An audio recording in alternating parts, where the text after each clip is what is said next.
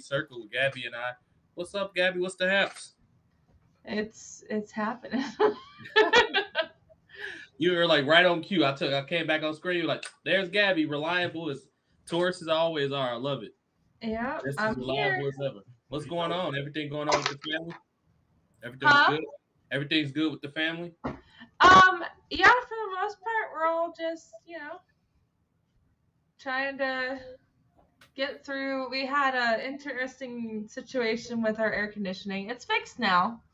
Um, Thank God. Took us a couple hours, but we made it work. And That's good because you don't want to be in a Missouri heat with no sun. I've been to Missouri a couple ugh, times. It gets it's hot in just Missouri. awful. Yeah, it Nobody gets hot. deserves to be in that. Oh Nobody. no, not the oppressive heat in Missouri at all. But that's good that you figured that out. That's good that things are going well. I see that you had a reading. Was it earlier today? No, I was testing my camera out because remember how you were saying it was like fluctuating a lot? Yeah. So I was like, if I test it and I keep my computer on for a little bit, Mm. maybe it's gonna behave itself. So Were you successful with that? I think so, yeah. Like after the 20-minute mark, it was like the camera was like, okay, I'll be nice now and I'll let you see my face. And Absolutely.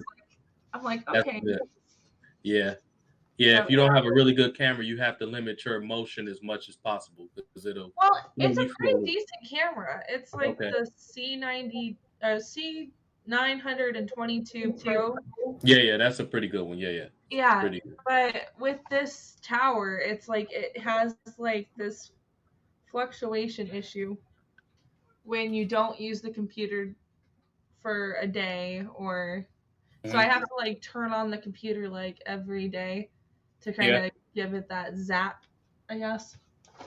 But Gotcha. Yeah. it You got to works. keep that function in there.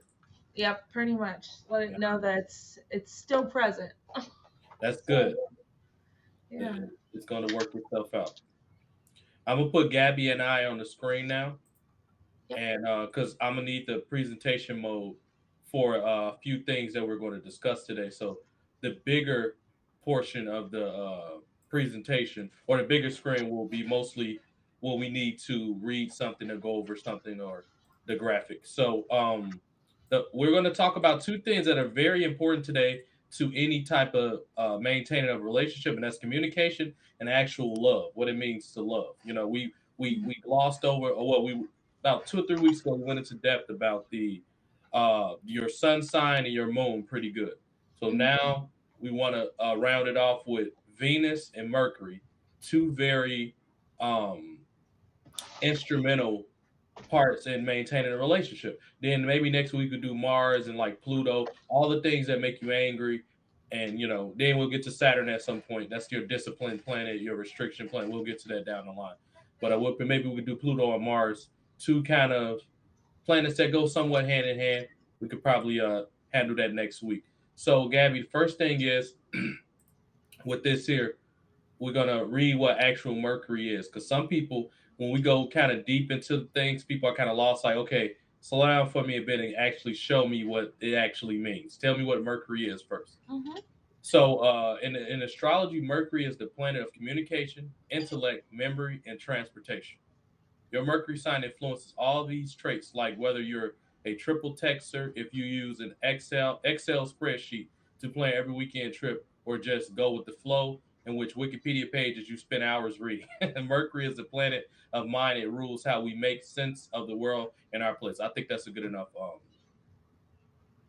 Yeah, definition right there. it's a pretty good analogy for Mhm. it. Yep.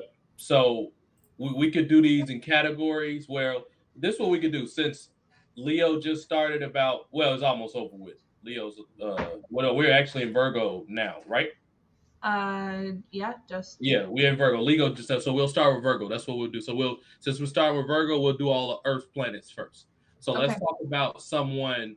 Let's say they have a Mercury in Virgo, and for this particular instance, we'll also say their Venus is in Virgo too, because we're going to discuss Venus today too. But we're going to start off with a Mercury. So let's say you're dating someone that's a Virgo. They have a Mercury in Virgo and a Venus in Virgo. You're basically going to be dating a super Virgo. And Gabby, what's some things that you can expect from the Virgo? Well, Astrological. if it's for communication and like just the way they talk and stuff, they're very particular Mm-hmm. about what they talk about, and it has to be something that they actually like to talk about. They're Right. not going to talk about things they don't want to talk about, Right. and it's very hard for you to open up a Virgo, It is. even through love. Like they have to 100% trust your ass. Like Absolutely. Yep. there's no way in hell you're going to be unlocking these chastity belts if you think you can. You're not going to because they're very particular on how they like to be opened up. Mm-hmm. And this can but when it comes to their family, they're used to their bullshit. Right. Or if they have friends that they've been close to for a hot minute, they're gonna trust them over the person that they are interested in any day of the week. Right. So even that when it involves communication, if their mom told them something, they're gonna listen to their mom. They're not gonna listen to you, Right. regardless. When it comes to loving, if they feel that there is some sort of way where things just feel kind of like sketchy, or things just don't seem to line up with how they operate, they are not going to love you the way that you think that you're going to want to be loved by them. Right. Now, when they feel comfortable with you, it's going to be a totally different story. You're going to get customer service satisfaction guaranteed. Absolutely. Mm-hmm. Everything is going to be done to a certain extent that you be like, damn, I got the best pick of the litter. This is awesome. Absolutely. And that just comes with time. Virgos need a lot of time. You can't force them into things. They're very similar to Tauruses in some forms. It just depends on where everything else is laid out as well, because housing helps in that department too. Mm-hmm. And you guys have heard us talk about housing before. Yep. But there's like 12 houses in your chart that kind of give you an extra layer on top of the planet that your that sign happens to reside in. So Absolutely. Yeah. So Virgo in itself is the sixth house, yeah, right after Leo, correct, Gabby? Aren't they the I sixth think house? so. Yeah. Yeah, yeah. Leo's 5 and then Virgo. So they're like midway. And a few things, Gabby will probably agree with this too. A few things you have to take into consideration when you're talking about Venus is how you love, how you conceptualize beauty, things like that. So that's what you can understand about it. Mercury, we just went over what Mercury was. It's mainly your communication planet, how you kind of like interact with your surroundings, interact with Earth, things like that.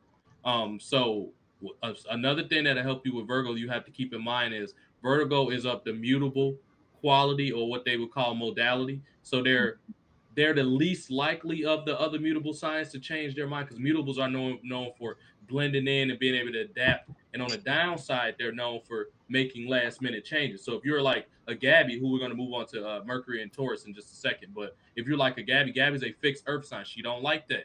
She don't like last minute changes out of the blue, and she has her Taurus is a sun, so which is her birthday, and then her Mercury is in Taurus, so her communications in Taurus as well. She don't like last minute changes like that out of the blue, mutable. So she wouldn't probably unless they had a whole lot of uh, um, point of connections in their planet.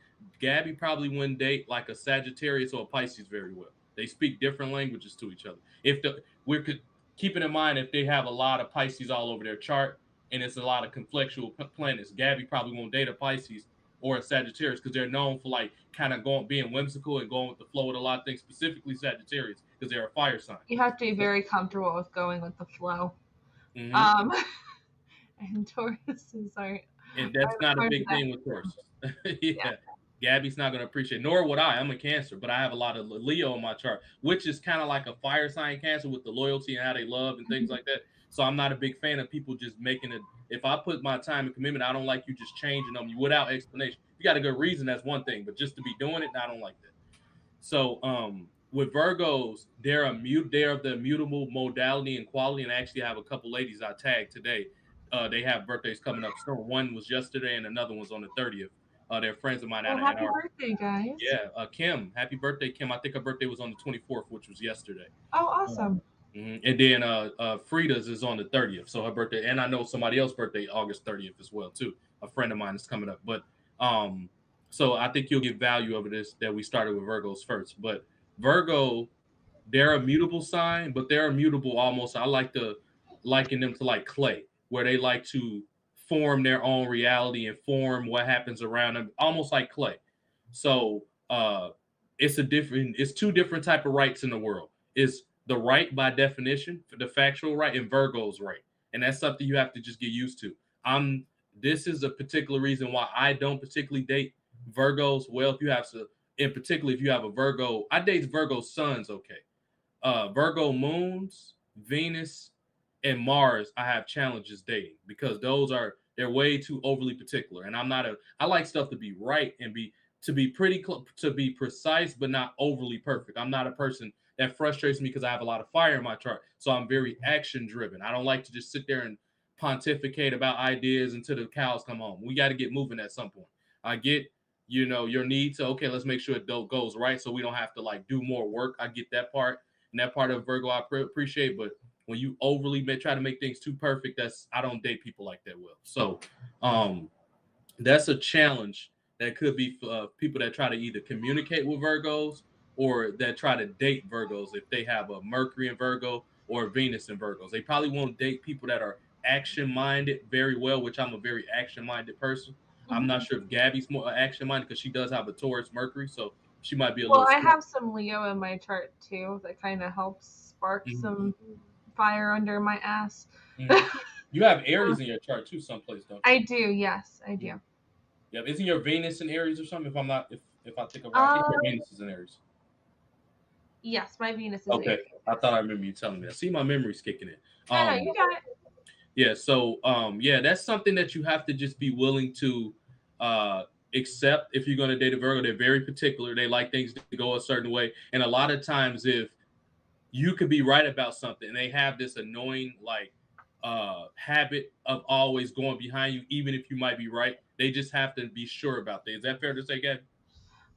They have a thing for patterns, Mhm. like patterns, service, and the humanitarian factor. Oh, it fell down? Okay.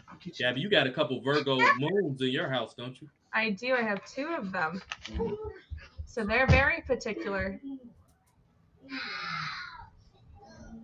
I guess my son hit the corner of the room when Yeah, I they were heard that running one. Yeah, across. it Um, sounded like it was a more boys be boys versus I'm actually hurt type thing. But yeah, yeah, Dad's like, ooh, yeah, like exactly. painful, and he's all like, I'm good. Let's go get whatever the heck you told me I'm gonna get. He's one of the Virgo moons. Uh-huh. So yeah, so having two Virgo moons in my house, I can tell when they generally want one thing and they're not going to change their minds. They're very stubborn about it. Mm-hmm. But it just comes with temperament too, because they're when they know that they're going to be able to get that eventually, then everything's okay again. Okay. Like there's just certain stipulations that they have to get through to get to that particular item that they're looking for. Right. Like, hey, let's calm down and take a deep breath. Let's not bully our siblings so that you can get what you want. It ain't gonna happen. Like, you can't just do that. Right. And so, yeah, the way that their emotions are towards people are a little bit cautionary. That, at least what I've noticed with my kids. I don't know if this is for everybody, but especially in the Virgo moon spectrum. But when it comes to my kids, they seem to have this like kind of like cautionary temperament with their emotions. Like, am I allowed to cry in front of you? I don't really know if I trust you enough or feel comfortable enough crying in front of you. Or if I do cry in front of you, it's because you literally have pissed me off to the point of no return and I have no other words to say to you. Right. And then there is times where they're very particular on what they want in the sense of like emotional stimulation. Like, oh, I want my blanket, or oh, I want this item and this item, and these items have to be the only items in my bed, or I will not go to sleep tonight. Right. so I've noticed that kind of stimulation when it comes to their emotions currently. I don't know what that's going to look like when they bring another person into their relationship lives, Right. but right now as a family dynamic, it's not too bad. It's very it's pretty kosher. We can deal with it. That's great. And It's not too culture bad. is a great Yeah, way for Gabby to put it. She is Jewish, so that's a hilarious yeah. way for Gabby to Like do it's like, it. okay, yeah, we can have adoration for Right, this. right. That's not bothering anybody, but when it comes to other people, you're gonna have to understand they're not gonna understand you like that because our house is a little different. I'm going to allow you to express those things because I understand you need to do that in here. This is your space, your safe space. You can do whatever the heck you want to an extent. We still respect each other. It's emotions. It's important. Um, but at the same time, you just got to understand when you go to somebody else's house, they're not going to understand you like that because they're not built that way like we are over here. Right. So Absolutely. you just have to adapt to that. And my kids have gotten that concept somewhat. They're still young. They're going to learn a little bit more and mature. But when it comes to them being particular, I can see where that Virgo's kicking in high gear. It's like, oh, like what are you doing? You're fucking with it. Right. Yeah.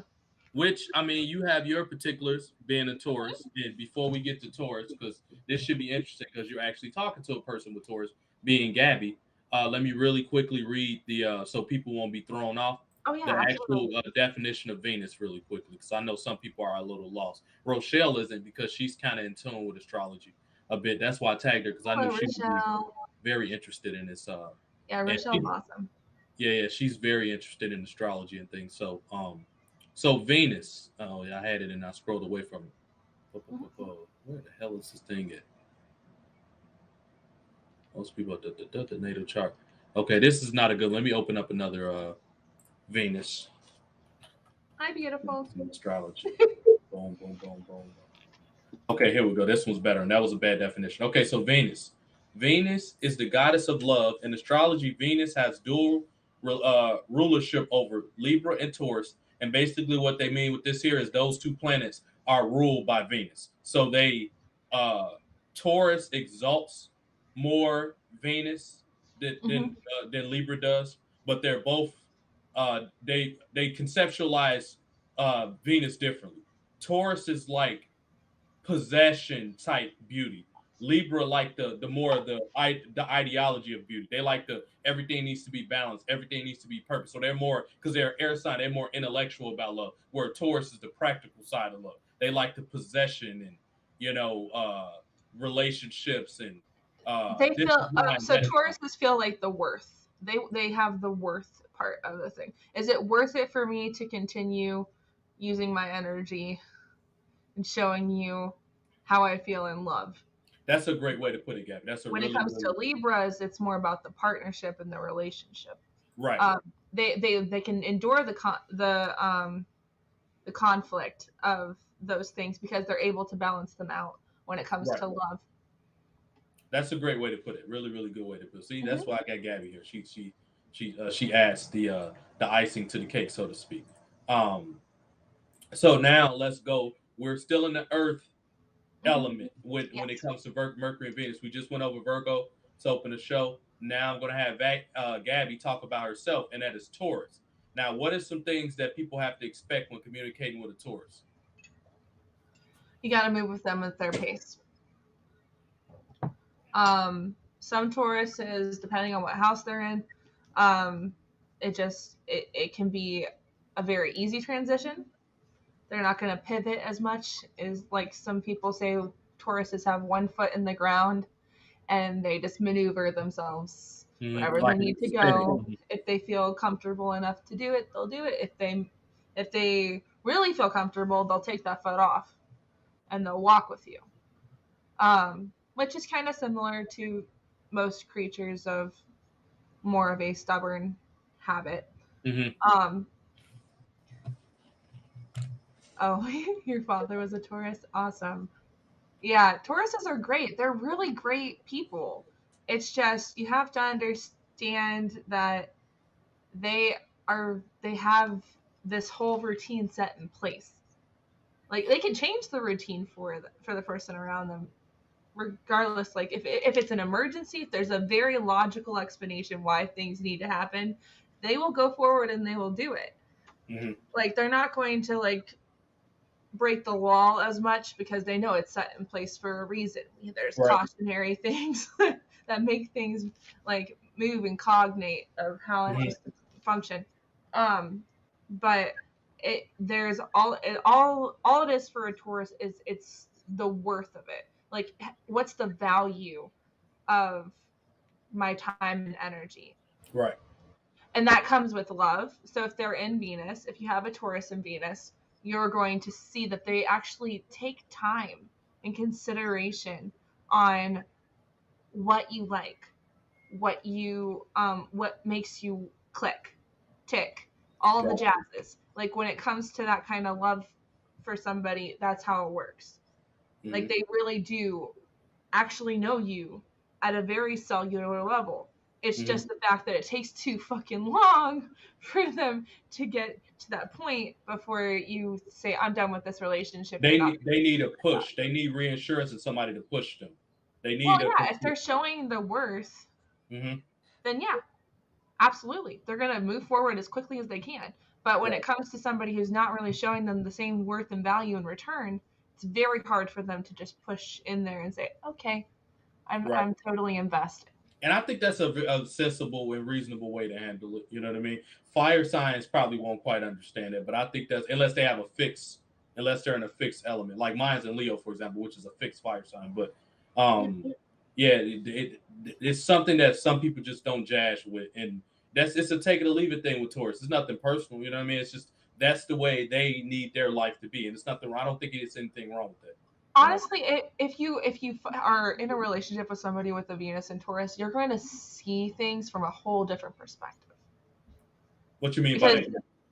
well, and it's more because just the fact that they make you actually take time. You have to actually sit there and take time and actually be with that person. Every time that you actually form a connection with them, either in the bedroom or out at a restaurant, you're going to see a different perspective every time you're with them because they're not technically the same. Like it may look like they're always doing the same thing over and over again, like they're on the same pattern or cycle or whatever, but honestly, they're watching your movements.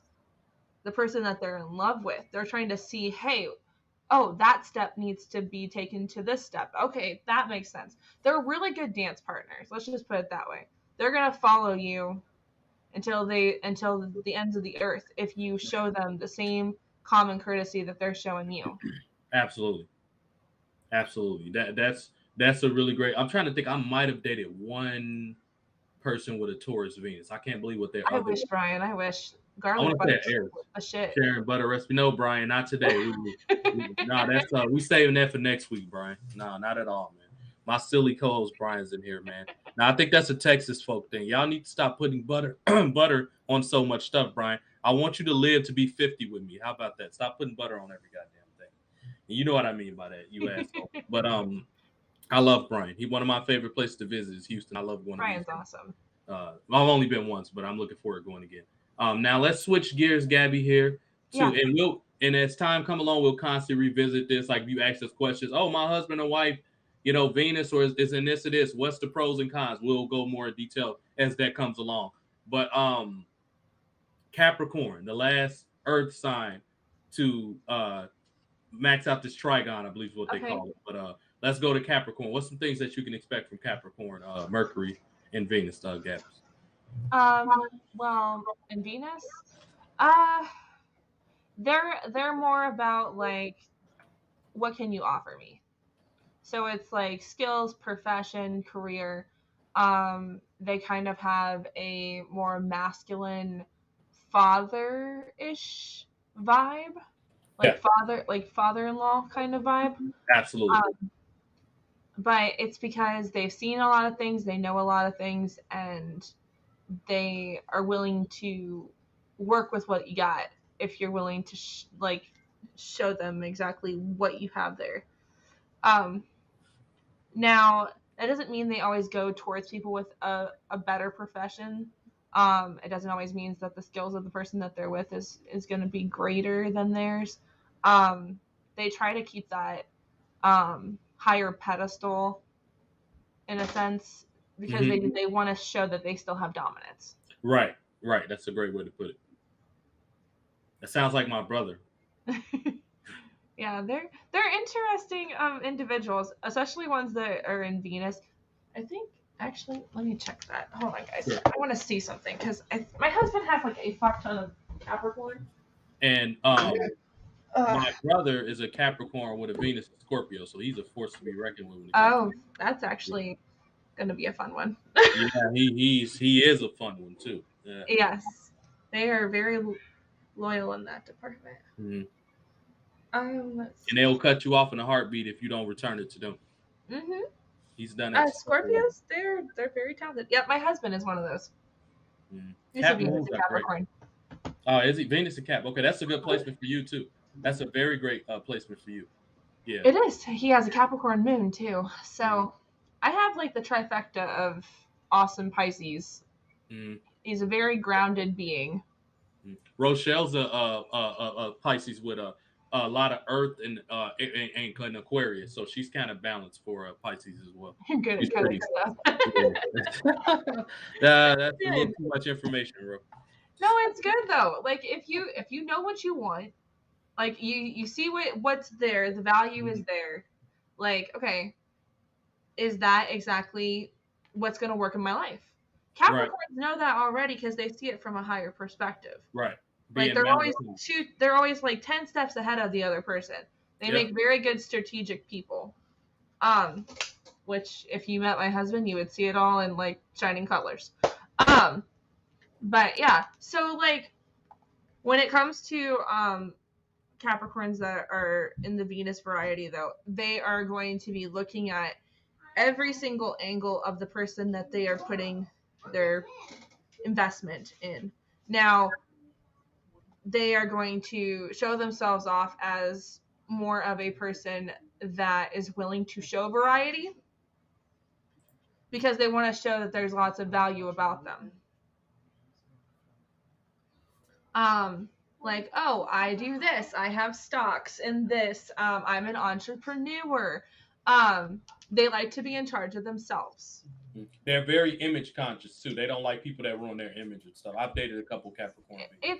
It's kind of like because they're also the placement that they're at. They're also ruled by or like surrounded by Saturn. Yeah. So they're always feeling like they're locked in a position. So they feel like they're almost like in a prison of some kind. And it's not that they can get out in the open as much as they want. It's just the fact of the way that they're pushed towards. It seems like they only have one option. I got you. Because of the value system that they place in segments of what they want. Right. So I think a little bit of flexibility will help out Capricorn Venus. Absolutely. That's similar to Earth signs in general. I think a little bit of flexibility. Well, and like I said earlier, the house. Like if the house is in a different spot, like if let's for example, if it was put in the 4th house for family, like which is also has some Cancer vibes in there. Yeah. So they're gonna be able to, if they are a Capricorn, they're gonna have a lot of feminine, masculine energy there. That's gonna help balance out that prison that they feel that's inside. They can actually maneuver that a little better. You'll see them; they'll be really good parents. Right. Because they're willing to give that love a very even, balanced playing field.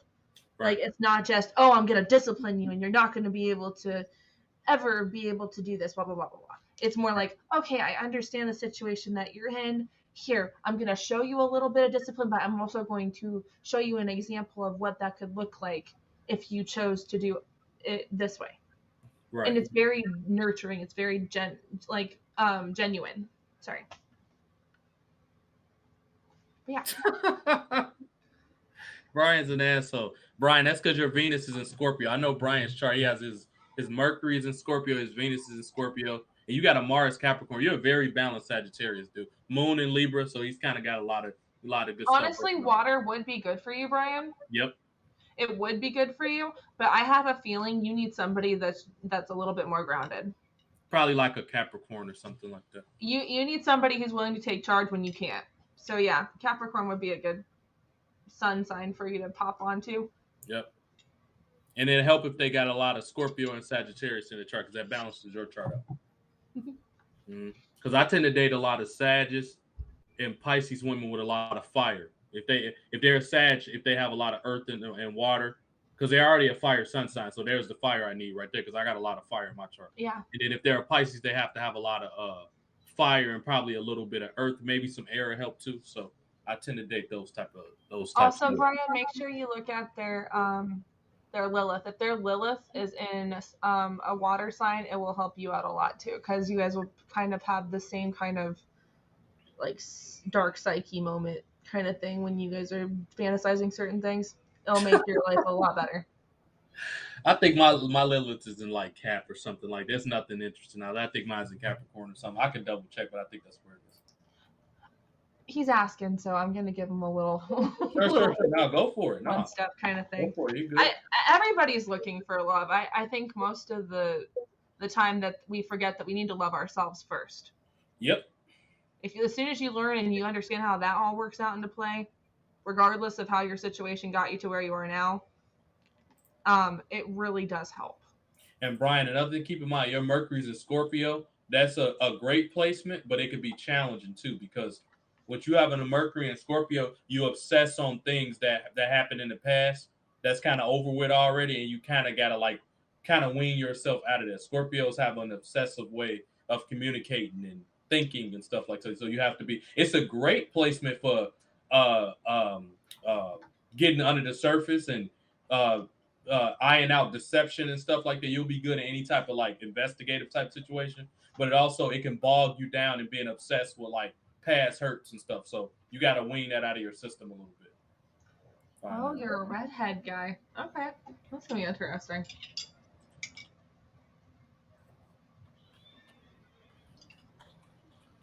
This is gonna be interesting. Yes, it will be. So you need somebody with some brain smarts. Yeah, my level's in Cap. Yep, this in Cap. Yep. Yeah. Yeah, Brian, just keep looking, man. You gotta put yourself out there in the field, man. Keep doing the way I think you have the leg up and the edge because you're a guy in a pretty good position right now at work. You're in a management position. You got to keep in mind, Brian, women want guys for more than just love. A woman of means are going to want a guy that she can like lean on. And you already in a position to make a woman feel comfortable because you're in a management position. So that's authoritative. Women like that. So because women can pick up any musclehead at the bar for just a one night sex thing. I mean, if you want to put yourself out there in the field, you got to be, being around women that are of power and things like that. Maybe the bar, maybe some social events or something like that. You can work it out. It's tougher now. I heard eHarmony's doing pretty well. Yeah, sure. What's Hermione? What's that? Oh, Hermione Granger is from Harry Potter. Oh, you talking about the girl, the main character? Yeah, Emma Watson. Yeah, Emma Watson. That's why I think about her name's Emma. Yeah, okay. Yeah, go. Hey, man, she might be single. Reach out to her, man. If you're a Sag, so y'all into that exotic stuff. So maybe the British accent to get. I don't know if you want her pushy attitude though. I think that would crush you. Oh man, yeah, Brian. Brian, that'd be quite a battle. Pushiness versus you. I don't know, Brian, man. I don't know. Because you're definitely not a Ron, honey. You're not a Ron. Peppecheros. Oh yeah. Yeah, get some of those spicy Latinas down there in Peppecheros. Peppecheros is good. Gabs, if you're ever in Texas, you got to eat Peppecheros. It's delicious. Are they like a tiny pepper or something? Maybe. You have to ask Brian. I don't speak any Spanish. Brian, is that right? Because the rest of... No, we don't mean like the literal Pepperchero. Yeah, so it's a branch of restaurants down there. That's what I mean. Oh, okay. Not a literal Pepperchero. Okay, Rocha. As a matter of fact, since Ro's still here, let's go to air sounds, Gabby, because she has a lot of air on her chart. Let's start off with Aquarius. Why not? Because she has quite a bit in Aquarius.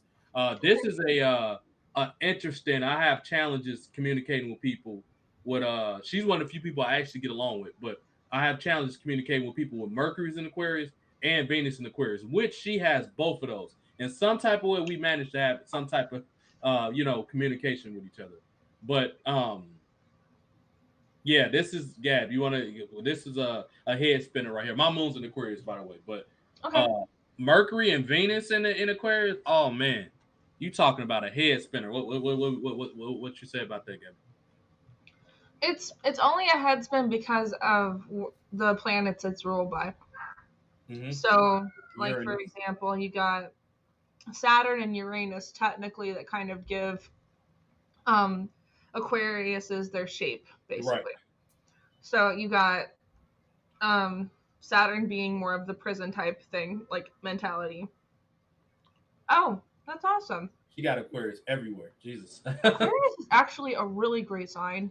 It's very misunderstood because of this setup, especially since you have also Uranus as well. Now I'm trying to remember what A lot of Uranus. them show their anus quite often too.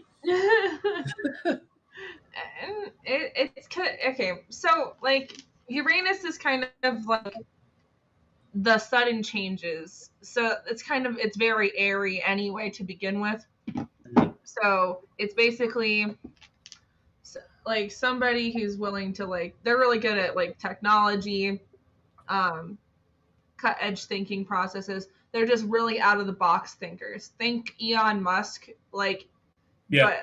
but that's what Uranus is. It's kind of like that. Like it's very misunderstood. It has really no functional like understanding for a normal person. But when another person in Uranus comes into form, they're like, oh my gosh, yes, I understand completely. Ha ha. And that's kind of what happens when you put a bunch of Aquarians together.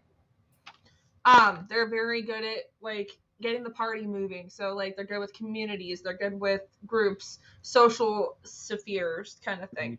They're So, humanitarians. Mhm. so in order for them to see love, you have to like bring them along to certain things to kind of like group events, like concerts or parties or clubs, something that they're very interested in, even going to like a black tie dinner or whatever.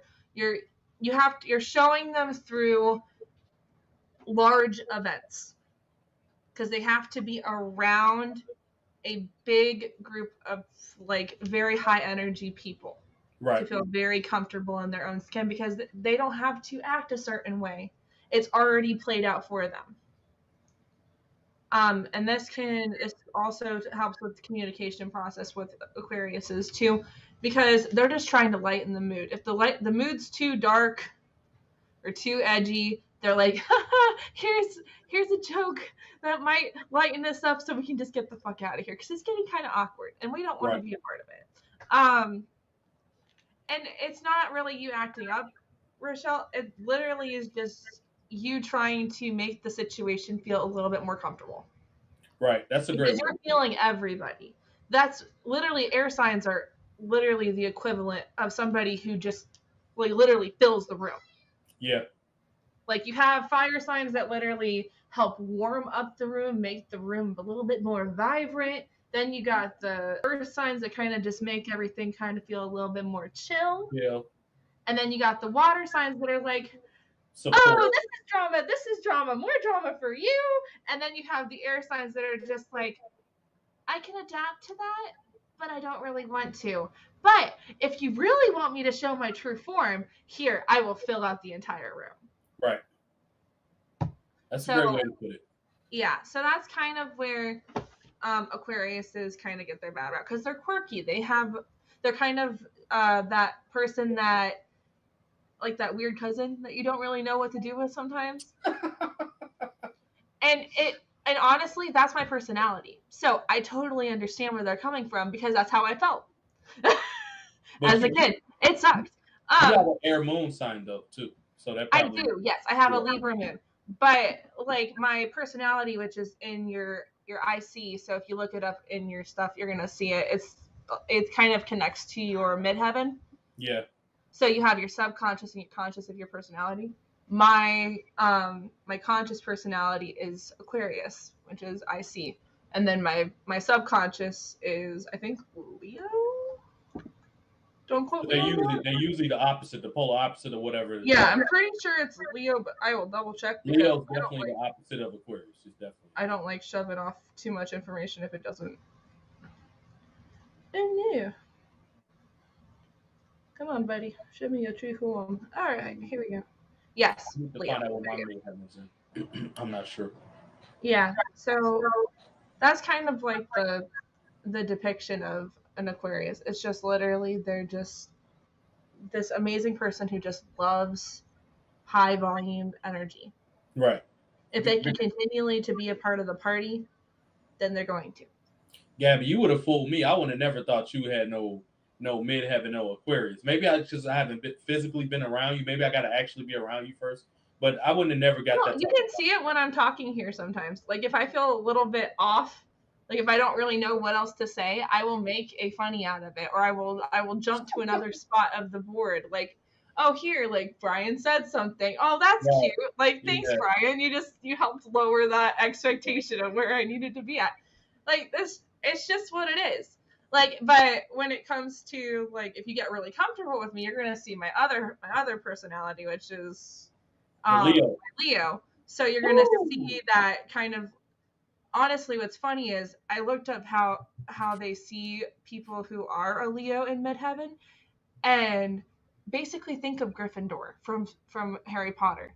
We're that kind of bunch. We're a ragtag team of just loud, proud, like I'm here, see me. Oh shit. And it's quite funny. But with the temperament of my subconscious and conscious personalities, you don't really see it because it's so fluid.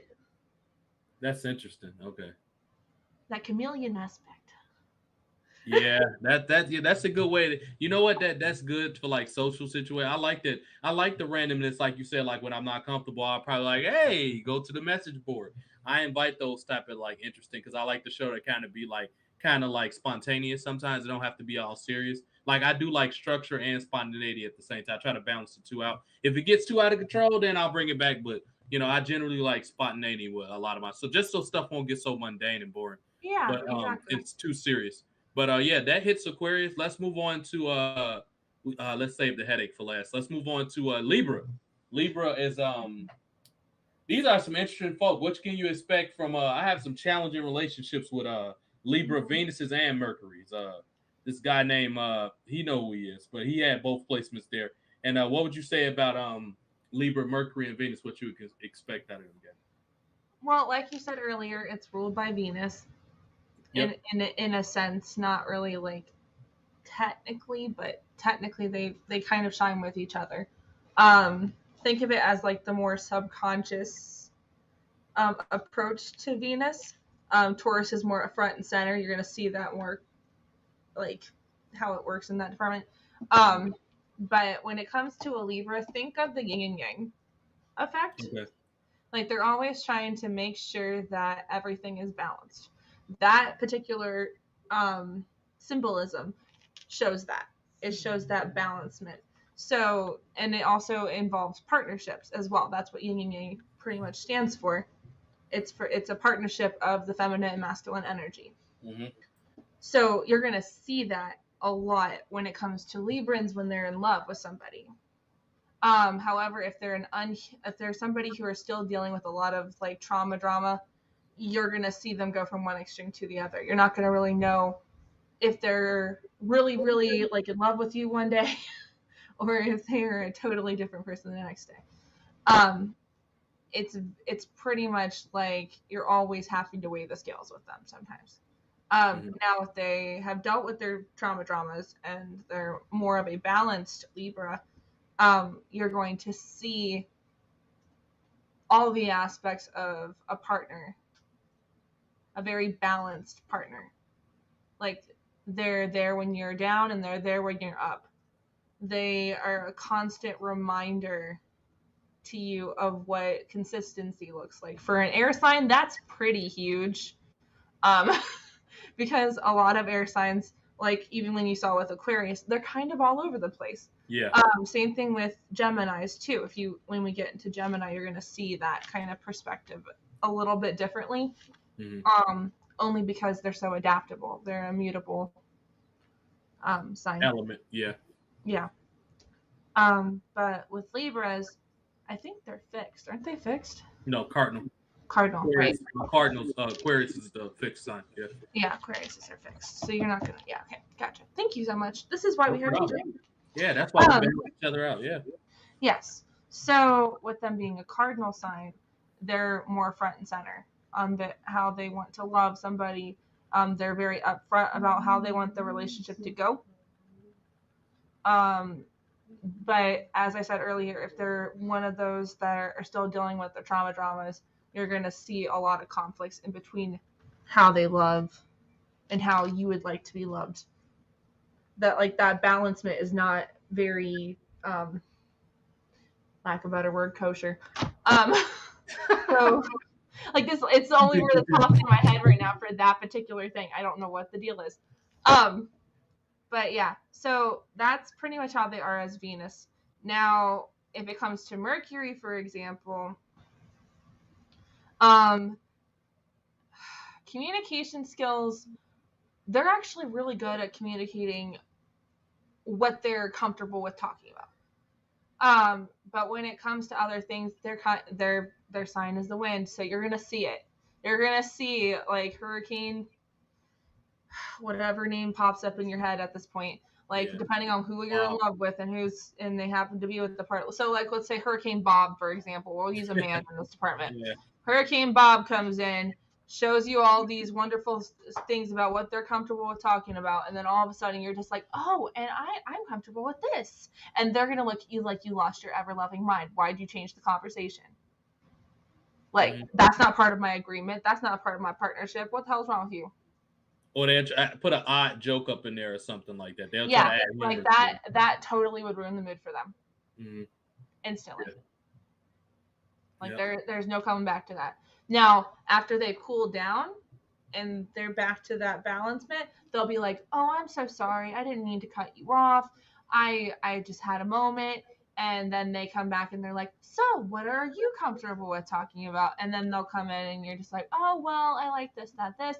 Oh, that kind of reminds me of this story." And then they'll kind of go back on their train. Right. During the conversation. Yeah. I feel like a good rule of thumb for Mercury's and Libra is to try to keep things non-violent. They're not big on or heavy, dramatic type stuff. They like to keep things light and keep things easy, kind of superficial. I hate to say that, but Libras, y'all know, they try to keep things a little superficial. So if you could keep it light as possible and talk about entertainment and things like that, when you start talking about oh, I hate this family member, or it's too much war in the world going on, that's now you getting down to a avenue that they're not quite comfortable talking about. Well, and you'll see their whole mood shift. Mm-hmm. Instantly they get darker. It weighs them down because they feel like they could have done something to rebalance that. They could have solved cancer. They can't. They don't have all the functionalities to solve cancer. But just hearing that there could be a chance, they'll try to find a way. And then if it fails, it just makes them feel like they've literally lost all signs of hope of humanity. Yeah. They're almost very emo. Or macabre, yeah. Emo or macabre. That's a good term. We can use that. You know what's a big issue that I have with Libra, with Libra Mercury specifically? Mm-hmm. Their communication is just too slow. They just wait instead of and I get that you're trying to get your ideas in order and you're not trying to speak out of ignorance or whatever. I can appreciate the refinement that comes with Libra Mercury. However, when I'm extending my services as a friend, because with my friends, I try to care about you, I support you for who you are individually. That has a lot of reasons to do because I have a sun in Cancer, my moon is Aquarius, and my Venus is in Leo. So it's a lot of loyal planets at play there. However, it's when I'm trying to help you and you still communicate with me slow, I just throw my hands up at that point. It's literally nothing I can do to help you. You just want to communicate slow. That's how I look at it. You know what I mean? So it's just if I'm extending to help you. Now, it's one thing you say, okay, I appreciate you trying to help you, and you address that you understand and I'm trying to help. But when you, that's fine, I'll back off. But when I'm trying to help you, if we have like a business idea, because a big frustration I have with a lot of Libras in general is I get into a lot of business partnerships with them, and they know they can't hold up their end of the deal, and they'll try to string me along. Then when they let me down, they try to like they'll just go ghosts. Like that's why I try to tell you, I will give you a lesser role if that's what you can handle. Don't ask for this big role and then don't follow through. That's what irritates me about them. You know what I mean? So other than that, I don't think they're bad people. I don't think they're bad people at all. Yeah, no, they really do want to make sure that they follow through with everything that they're Mhm. a part of, Yeah. whether it be a relationship or a partnership. The only downside that I've seen with Librans in perspective to when it comes to communication or in love, for example, is they just have a very hard time balancing everything. Like TJ said earlier, he kind of showed that with how he felt about the situation. Um, and it's not that they don't want to complete the task that they've obligated themselves to. It's just the fact that the complications of what's going on in their world changed that perspective or that position in their minds on how they wanted things to happen, and instantly they are lost. They have nothing to kind of show them where to go back to, until they actually sit down and ground themselves a little bit and bring themselves back into a perspective of understanding. um, and that can be really hard for a Libran. And that's the same thing if you go to a Scorpio, for example. You're going to see this very similar weight on their shoulders because they feel like they've invested a lot of time and energy into a relationship. Or they take a lot of responsibility for that relationship. And they don't want anybody to get hurt. But the fact that they gave that much energy and attention to something like that, especially if they're in Venus or even in the other Mars or Pluto, since those two kind of rule them specifically. So they're going to be exaltated a little bit on that if they're in that sign or planet. Um, so just keeping that in perspective too. Every single zodiac sign, or even in the sense of like they all have their ups and downs. Same thing with us people. We all have ups and downs. So in the chart, you're going to see the ups and downs of these people, regardless on where their sign is. You're going to see it. It affects people in many different ways. The way we're explaining it right now happens to do with romantic relationships. Now that can come in many different forms because we live in a world now that kind of shows many different forms of relationships. Whether it be in the form of masculine and feminine, or feminine and feminine, masculine and masculine, and then you have the ones that are kind of do the twist 180 with trans, and you have all the other love relationships that are a part of this now that we call modern world experience. So when it comes to that, though, just because they've changed their sexual preference doesn't mean that their romantic relationship status part here in their chart changes. It's still going to be the same since the day you were born, regardless on what flavor you're playing with at the end of the night. And when it comes to relationships, like we talked about earlier, communication is super key. That's why we're explaining Mercury to you guys as well as Venus, because these two do affect the way that you communicate with your partner as well as what you show to your partner. You're showing them how you want to be loved as well as how they are being loved by you. That's literally what this kind of affects when it comes to your relationships. It's super important in a sense because those are the two things that even therapists talk about. Communication is key. Talk to your partner. Let them know what's going on in your life. ... You don't have to feel ashamed. This is a safe space.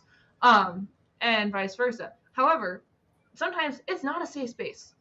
You don't feel comfortable with that person. The vibes are off. The red flags are flagging. And you're like, damn, I need to go. I'm not gonna stay here anymore. Like, and that's literally your cue that this person is not for you. They're not showing you the love that you need from their Venus and vice versa, and they're not communicating with you in the right way that you feel that you should be treated. Mm-hmm. It is very key for you just to realize that those signs are there for a reason. Your red flags that are dinging all over the place, all over your body, that's important. Listen to your body. Yep, that's true. I 100% agree. And that's funny that we were talking about Libra when we were talking about that because it's all about balance with them. Mm-hmm. Relationship is about balance, give and take. You know what I mean? Being there for your partner in their darkest times, their best times, giving them a kick in the ass when they need it, being sensitive when they need it. It's all about balance across the board. That's what it's about. And the cool thing about communication, it's about listening. Yes. So you have to listen, not just to yourself, but listen to your partner. And It's that's important. why this adage is so important, Gabby. That's why you have 2 ears and 1 mouth. You're supposed to Absolutely. listen more than you talk. Well, the funny thing is, you actually have 2 eyes and 2 ears, so you have four ways of communication, and the mouth is just there for general communicational focus. Yes, exactly. That's a great way to put it, Gabby. Let's move on to the Mercurial Gemini.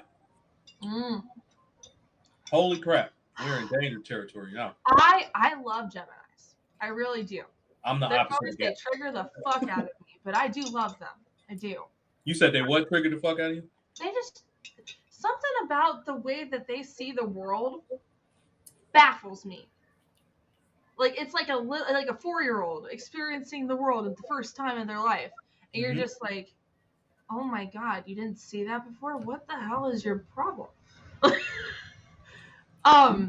This is not for every Gemini. There are some very mature Geminis, and I am very proud of them. You go, kids, you go. But oh my goodness, Gemini, since they are the way they are, they're very adaptable to situations. They're very quick on their feet.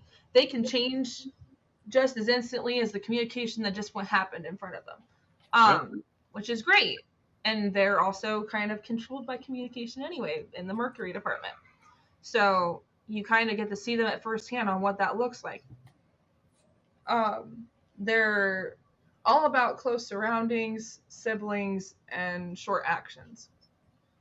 That's how Gemini pushes themselves. Sorry, my camera's playing games.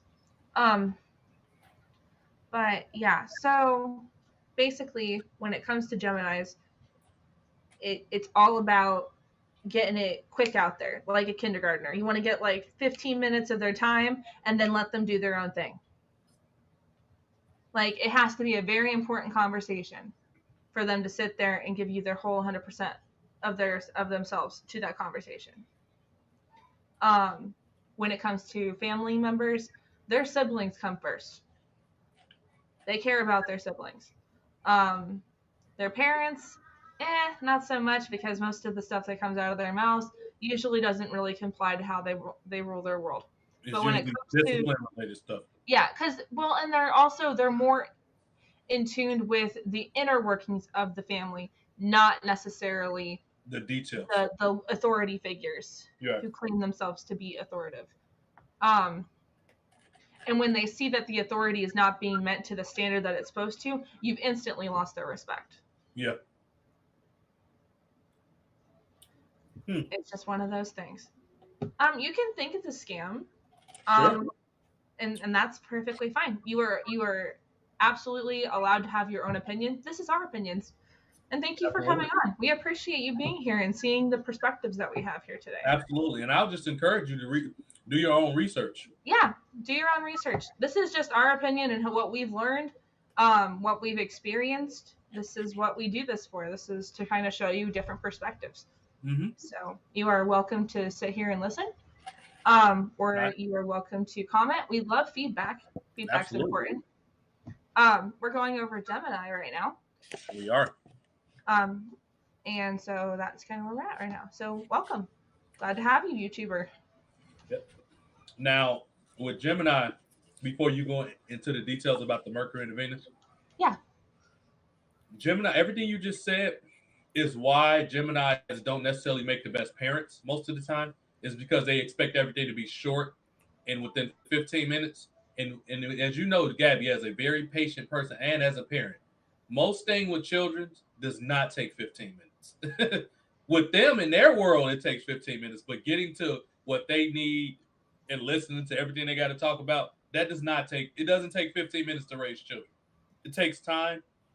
Everything's not going to be quick. Sometimes you got to sit there and quiet and being introspect or read and learn something. Those are challenges with Geminis because they have to be able to sit still to be a good parent first. Not that they're bad people, but they have to sit there first to even process or learn anything. And that's a big issue that they get caught up in. They're good with smaller children because they're walking with them every step of the way. But when it comes to children that are starting to hit the teen land, like 15 and like above, it's like, oh, I've done all my training with this kid. This kid should know how things are supposed to work, and this is how it's done. And so, after a while, when they see that the instillment that they put into that child is not being met, it's almost like they've lost like all hope for this kid. It's very funny you say that because me and my mom's problems started to come when I was about 14 to 15 years old. That's the perfect. I never thought about that. Say that again. It's because the kid's evolving. It's not. It's not on. They're not on the same pattern or cycle as the parent anymore. Right. That evolution has come into play again. Gabby, it's starting to sound like Geminis are controlling it a little bit. I never thought about that, but it's starting to. That way you just put it, the fact that they're evolving, which means when somebody wants you to stay the same, they're usually controlling. Maybe that's not the right word, but that's the easiest thing I can relate to it is that.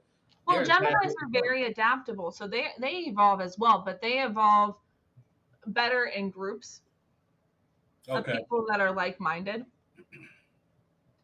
Sure. Especially when it comes to parenting.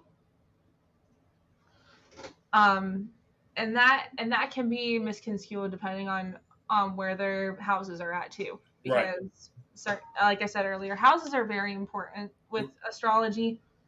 They kind of give you the extra details on top of the broad spectrum that you're currently residing over. We're talking about the base generic level of zodiac signs. Yeah, this is literally the foundational point of what most astrologists start with. Like this is the bread, and we haven't even got to the butter and the jam and the peanut butter yet. Okay, exactly. Like there's not enough time for that today, but we will get there. We will get walk there. With us. Yeah, walk with us. We'll get there. Yeah. So. Because when we go all over the place, we always had that one person. We love you all. I don't get this. That's the purpose of us going at the same level, speed at the same time. That's the purpose of what we want to do. Yeah. So when it comes to Mercury, in the sense for Geminis, it's all about very short, sweet, to the point. You don't want to confuse them, but you also want to make sure they understand where you're coming from. Right. And it's not that they're slow. They actually are very quick to learn. They are very quick to understanding what needs to happen next. That's what makes them so amazing at very detail-oriented tasks. Yep. Because they see all the details that you've already laid out into front, and then as long as that routine is set, they usually don't really have a problem. Right. But if something gets changed very quickly, it takes them a moment, but they're able to get right down to business, whatever that new routine has to be laid out. I think a big thing with Gemini's, Gabby, and then we'll move forward after this because I'm going to try to hit all of them. Yeah, of course. But I think a big thing with Gemini is they just learn stuff too fast. So they need to be in a high-paced environment where it's a lot of changes. That's why they're usually really good switchboard operators and stuff like that. They just need to be in a very quick environment. Like Gabby is also, Tauruses are also very, very intelligent. Like they can learn anything. It's just they like to learn at their own pace. They don't like to be rushed, and they have their reasons. And I love Taurus because I communicate very similar to the way a Taurus does. I'm slower. I like to take more of my time. If you're going to sit there and rush me, if you want something to be done right, I liken it to food. If you want your food to be hot and made right, let me make it the way it's supposed to be made. Don't be sitting here trying to rush me and all that type of stuff. Gemini is like things very microwave sometimes. They like things to be very, very microwave. versus slow cooked or smoked or something like that, you know. So I think they just need to be in an environment where it's a lot of stimulation with them, because that's when they get in trouble when things aren't stimulated. That's when they start to be kind of mischievous and start to get in trouble and do little and become annoying, basically. You know what I mean? And we're gonna address the person in a second in YouTube. I like to make something very clear. This is me and Gabby's channel. And if you're going to be a spammer or be disrespectful, I'm going to answer your question. I'm just going to answer it when I feel like doing it. That's what we try to put out there right away. Please don't be an asshole, because A, you'll get blocked, and B, like, don't, it's, we can't keep up with everything that's happening and do a good show. So I will get to you. Please don't be a brat in the comment section. I'm sorry, Gabby. Oh no, you're fine. Let's No, move to it's go ahead. interesting that the way of what he's saying, because people do feel that way. They don't like maybe like 25, maybe 35% of the population still thinks that most of this stuff is hoaxy. That's true. Like it doesn't really have any value. It was done in old times, so obviously it does not work now in the new times that we're currently What I like to residing in. always tell those people, Gabby, is if okay, look up in the sky. If you see stars, astrology literally came from stars. Yeah, How that's they what were placed in the it sky, is. it's scientific. Like, I don't know what a more It's explanation. literally Maybe, the chart you of know, the stars, like the charting of stars. That's literally exactly. what astrology is. How do you think we came up with 12 months and the days of the years and when full moons? They did all Mm-hmm. that by tracking the stars in the sky. And we have big stars, they're called planets. And we have Yeah, systems in it, they're called solar systems or whatever system, because solar means and it's then ruled by after the that, sun. you got galaxies. There's plenty of Exactly. different galaxies in our universe right now. Right. Some But of you them have we the don't right. even have named here because we don't have the ability to go over that way. Yeah. You have the right to believe whatever you want. A lot of people believe in reptilian people. I think that's bullshit, and there's not enough time in the day to explain that. But you can believe whatever you want to believe. I'll listen to those type of discussions for about 5 minutes if I got like, oh, I got time. I'm making a sandwich. Let me see what this bullshit's about. You know what I mean? And then, but Yeah. hey, you believe whatever you want to believe. I'm not here to tell people what not to believe and things like that. Believe whatever you want. So we'll just leave it at that. Let's push forward to the fire signs, Gabs. We're going to start Yes. off with the Sagittarius. Let's start off, keep it going with the mutal, because we always start with the cardinal when we do stuff. So let's go with Sagittarius.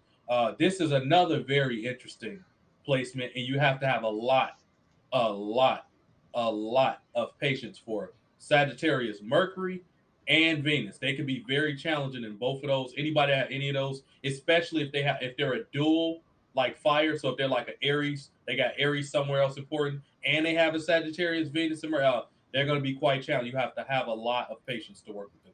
What will you say about this game? Oh no, I agree. I think some Sagittariuses are afraid of their own voice because Really? they've been shut down for a long time, especially if they Okay. have trauma drama from the past. Um, because they're usually very non-diplomatic. So the Yes. sign itself, there's really no filter on a Sagittarius. They will tell you like it is. They will point out certain things that they know, what they experienced. They're very very loud and proud about their opinions.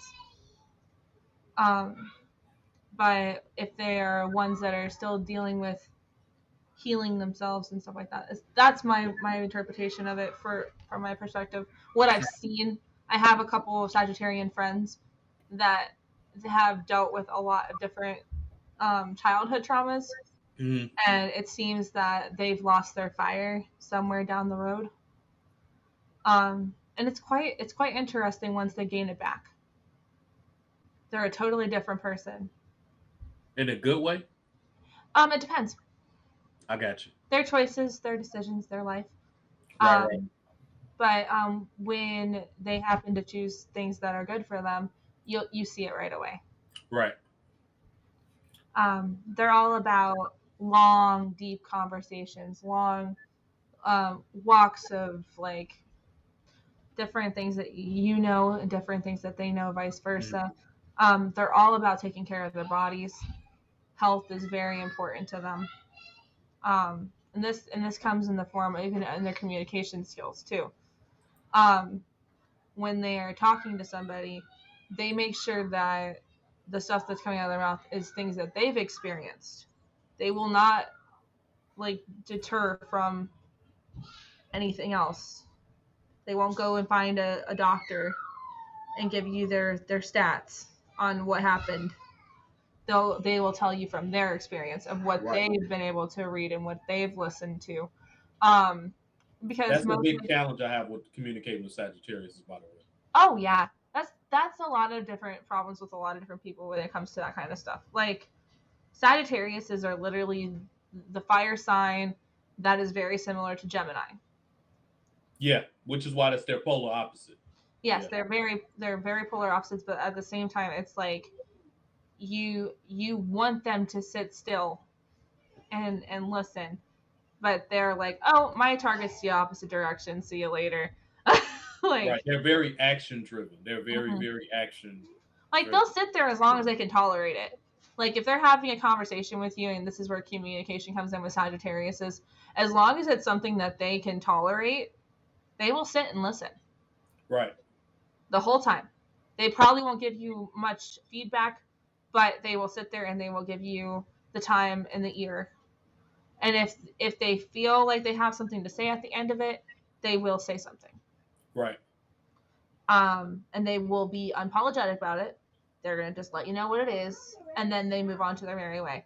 They'll either go get a latte Right. down the street, like that's just how they'll end the scene. They don't put too much extraness onto it because it doesn't fly.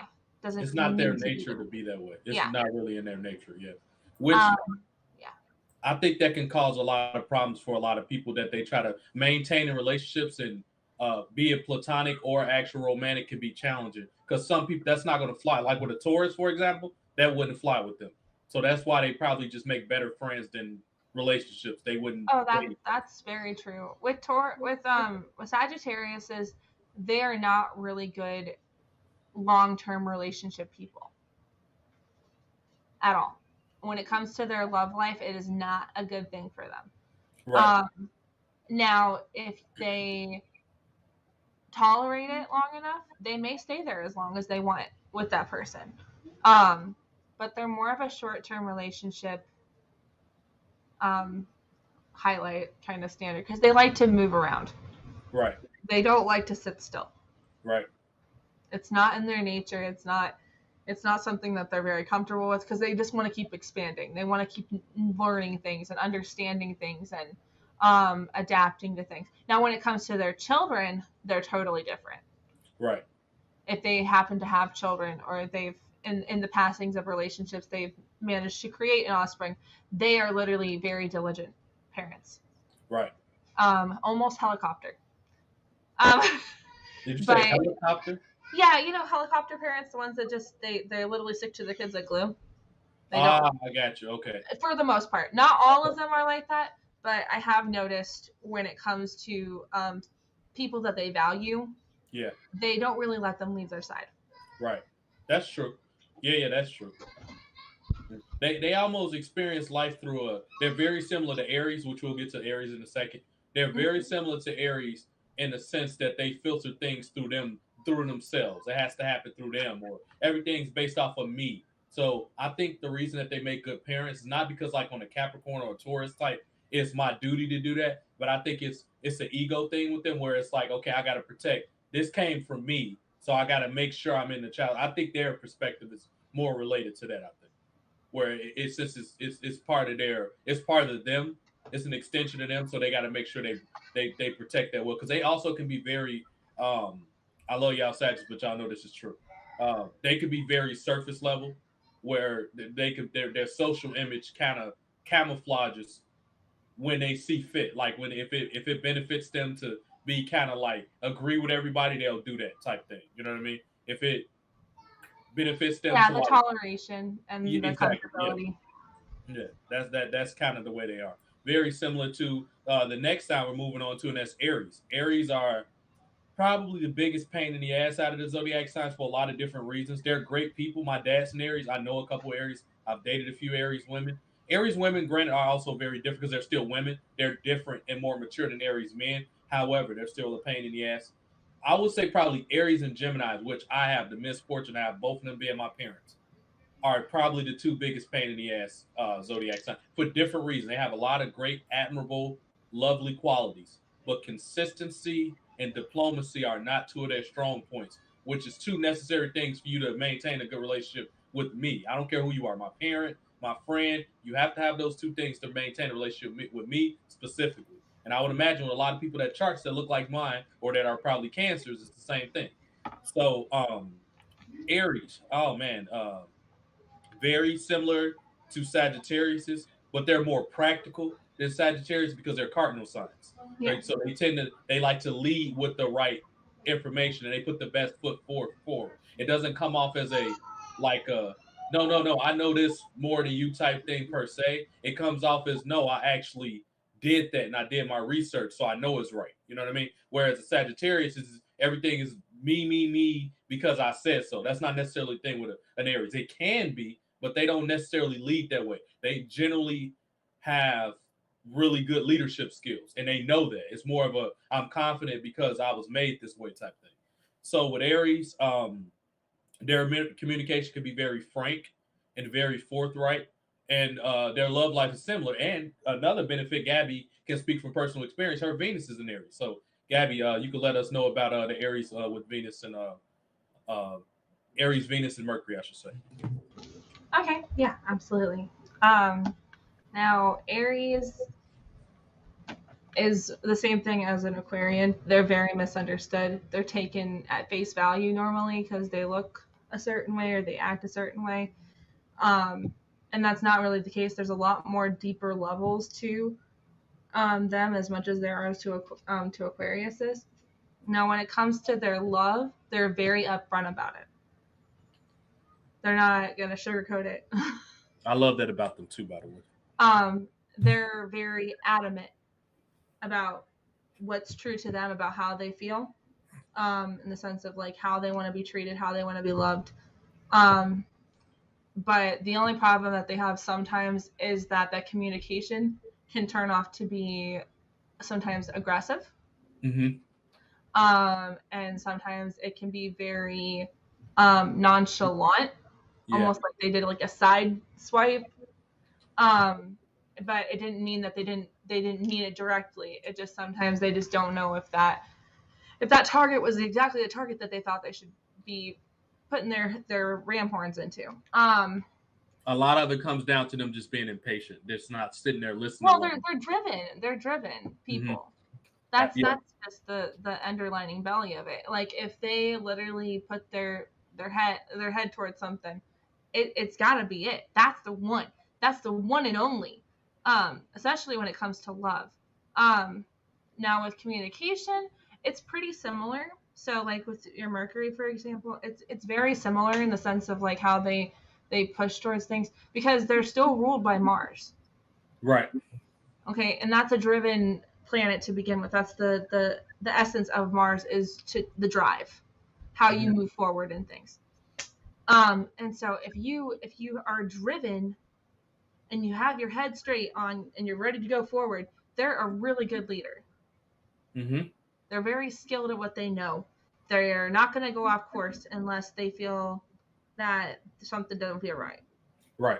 And usually and the funny thing is, if you meet an Aries sun, an Aries moon, and an Aries rising person, they are the most chillax people I've ever met in my life. Like they have their aggressional moments, but it has to do with like you got to add something in there to kind of feed the fire. Right. It got to challenge one of their convictions or their beliefs or something like that to really. I get what you're saying. Yeah. Because my it's funny you say that a lot of Aries moons are a lot chiller. Ironically, the only really aggressive Aries moons I tend to see is Capricorns. Capricorn suns with Aries moons are very, very like just almost like condescendingly disrespectful. Those are the because it's their two powerful cardinal signs. It could be part of that, but now that you said that, I'm digging in my head. You're right. Aries moons aren't, and Virgos, ironically, Virgos with Aries moons are kind of very, very aggressive. But Capricorns and Virgos with Aries moons are the ones I tend to see that are pretty aggressive. I've seen it a couple times, but It can be a flick of a switch sometimes. Like mhm, you just don't know what set it off. right, and that's why I say earlier, sometimes this is triggered by past trauma. It could be. Like, and it's this how they dealt with it when it happened, and it worked the first time, so I'm gonna do it again, just because Right. that's the stubborn. Right. It's all about like protecting myself mentality. And Aries are also a lot more sensitive than they appear to be. They are a lot more Yes. sensitive than you think they are. Yeah, they don't look like that on the surface, but beneath the surface, they're very, very validation heavy and also insecure. They can be insecure under the surface. They love to hear "I love you," Yep. and I respect you, and they love to be able to hear it from the mouth of somebody that they truly care about, especially Because their at the heart, they're children. At their heart, they're very Yeah. good children. Like Gabby, they're like children almost. Yeah. Yeah. I'll admit it, I'm like a little child sometimes. Because your Venus is in Aries, so you have a certain amount of demand that you need to be met. You know what I mean? Like, I have a certain level of love that I expect. I don't ask for much more than that. I don't try to make it a grandeur for them to climb the highest mountain of the fucking world to get to where my love level is. You could hand me a rock. I would be perfectly happy with a rock. Like, just knowing that you thought about me and you got that thing for me, that's a huge thing for me. It's like, oh my gosh, you care. Oh, like my inner child's like, thank you for caring. Yeah. But like at the same time, like when you're an Aries Venus and you are maturing and growing with yourself, it is a freaking time bomb. You are literally looking for love in all the wrong areas because you're like, oh, that person's the one. Bam, we're gonna spend our whole lives together. Nope, red flag. Exit the building. Round 2, find another person. Oh, that's the person seeing great. First night, one night stand, not that great. I guess they're not the level of love that I thought I needed. Backtrack, get out of there, find another person. Especially if they had a really good first impression from you. If they have a very high level of excellence that they have seen and they have experienced, they're looking for it. Right. Mm-hmm. That's an actually really, really great way to explain that.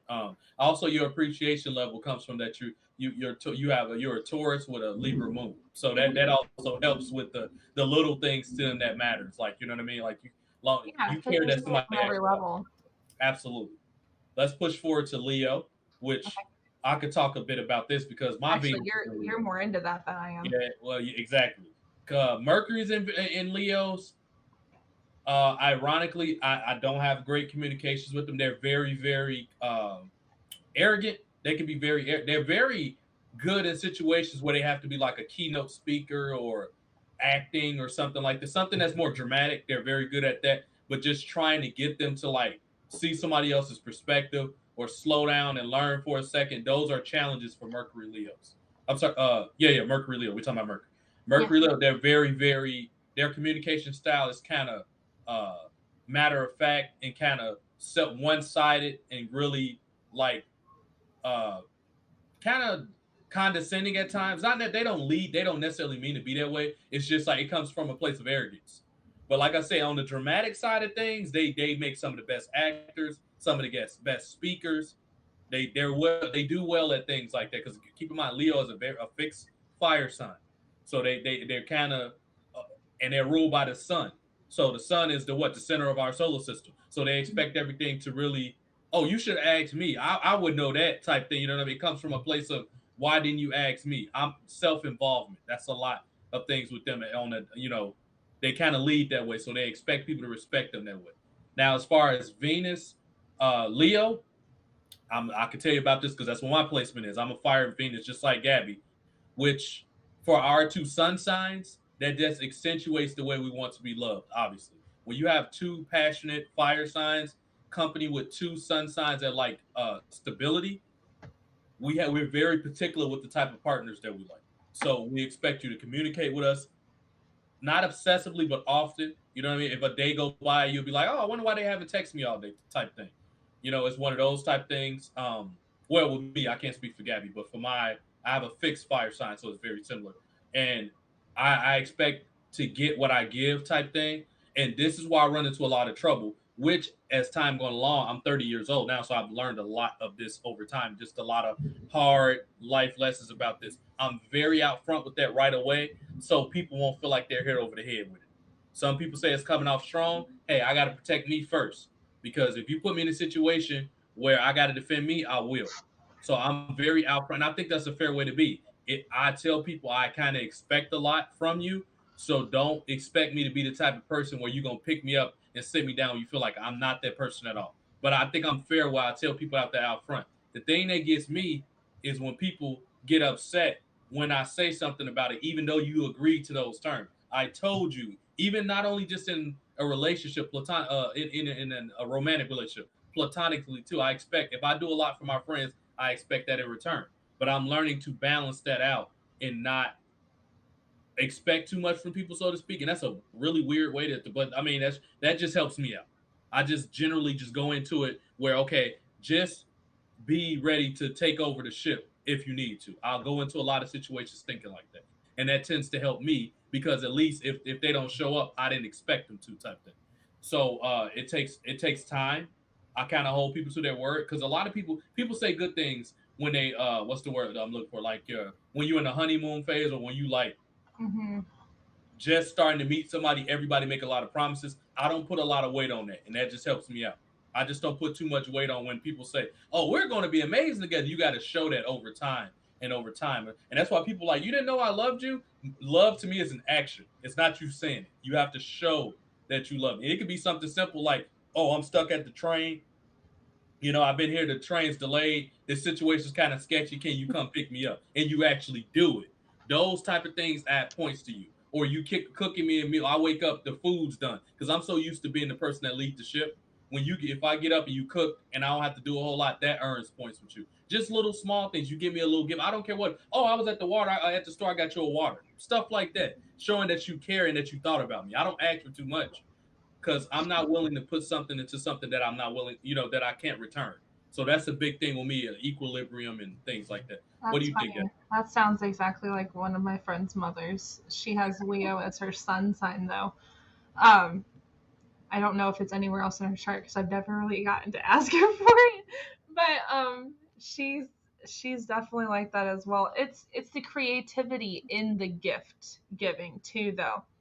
It's like, oh, you really know me because you were like, oh, I thought about you. Here's this item, hmm and it actually like symbolizes, oh, you really that's for me. That's about me. Oh my goodness, thank you so much. Right. It shows the love. It shows like as actions happen to be a thing for Leos.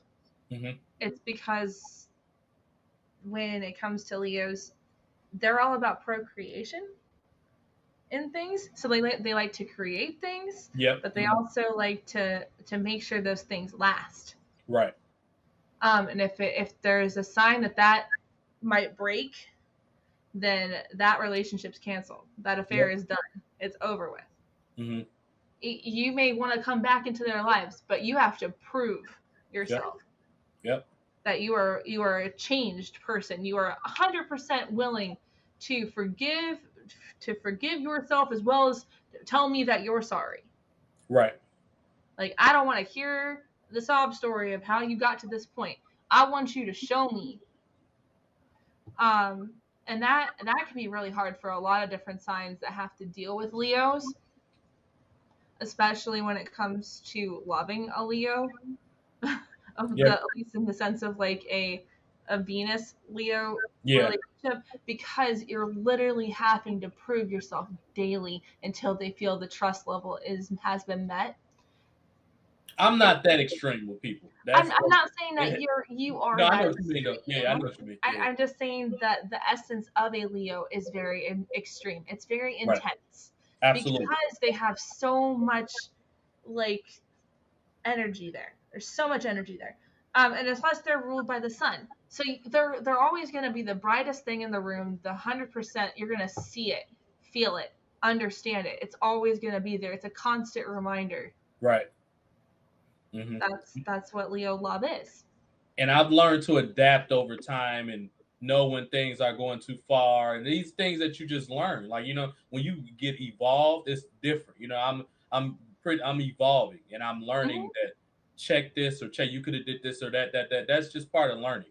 You know what I mean? So that's a big thing with Leos, just to look out for in the general sense. Just make sure you're showing them that you appreciate them type thing, and then that the things that they will do for you to move in the mountains, you'll be amazed when you see, like, you're not gonna find too many loyal signs than Leos. And I've done ironically, the only Virgos I date well are ones with Venuses and Leos. But um Well, moving on to and as long as you that, do the same thing for Aries, you're gonna see the same thing too. that's true, right? Because and that's another thing of how we're both fire signs and kind of speak the same language, so to speak. That's a great point. Mhm. I don't think I've ever dated a no. I have never dated a Venus series before. But um, moving on to the last, but certainly not least, and this is the water signs. Now we get into the deepness, the profoundness, the I would do anything. We get into the love romance movies, the love letters, the Notebook type situation, romantic. Dear John letters, here you Yes, come. Like, absolutely, Gabs. So let's start off with the let's go with Scorpio first. Scorpio.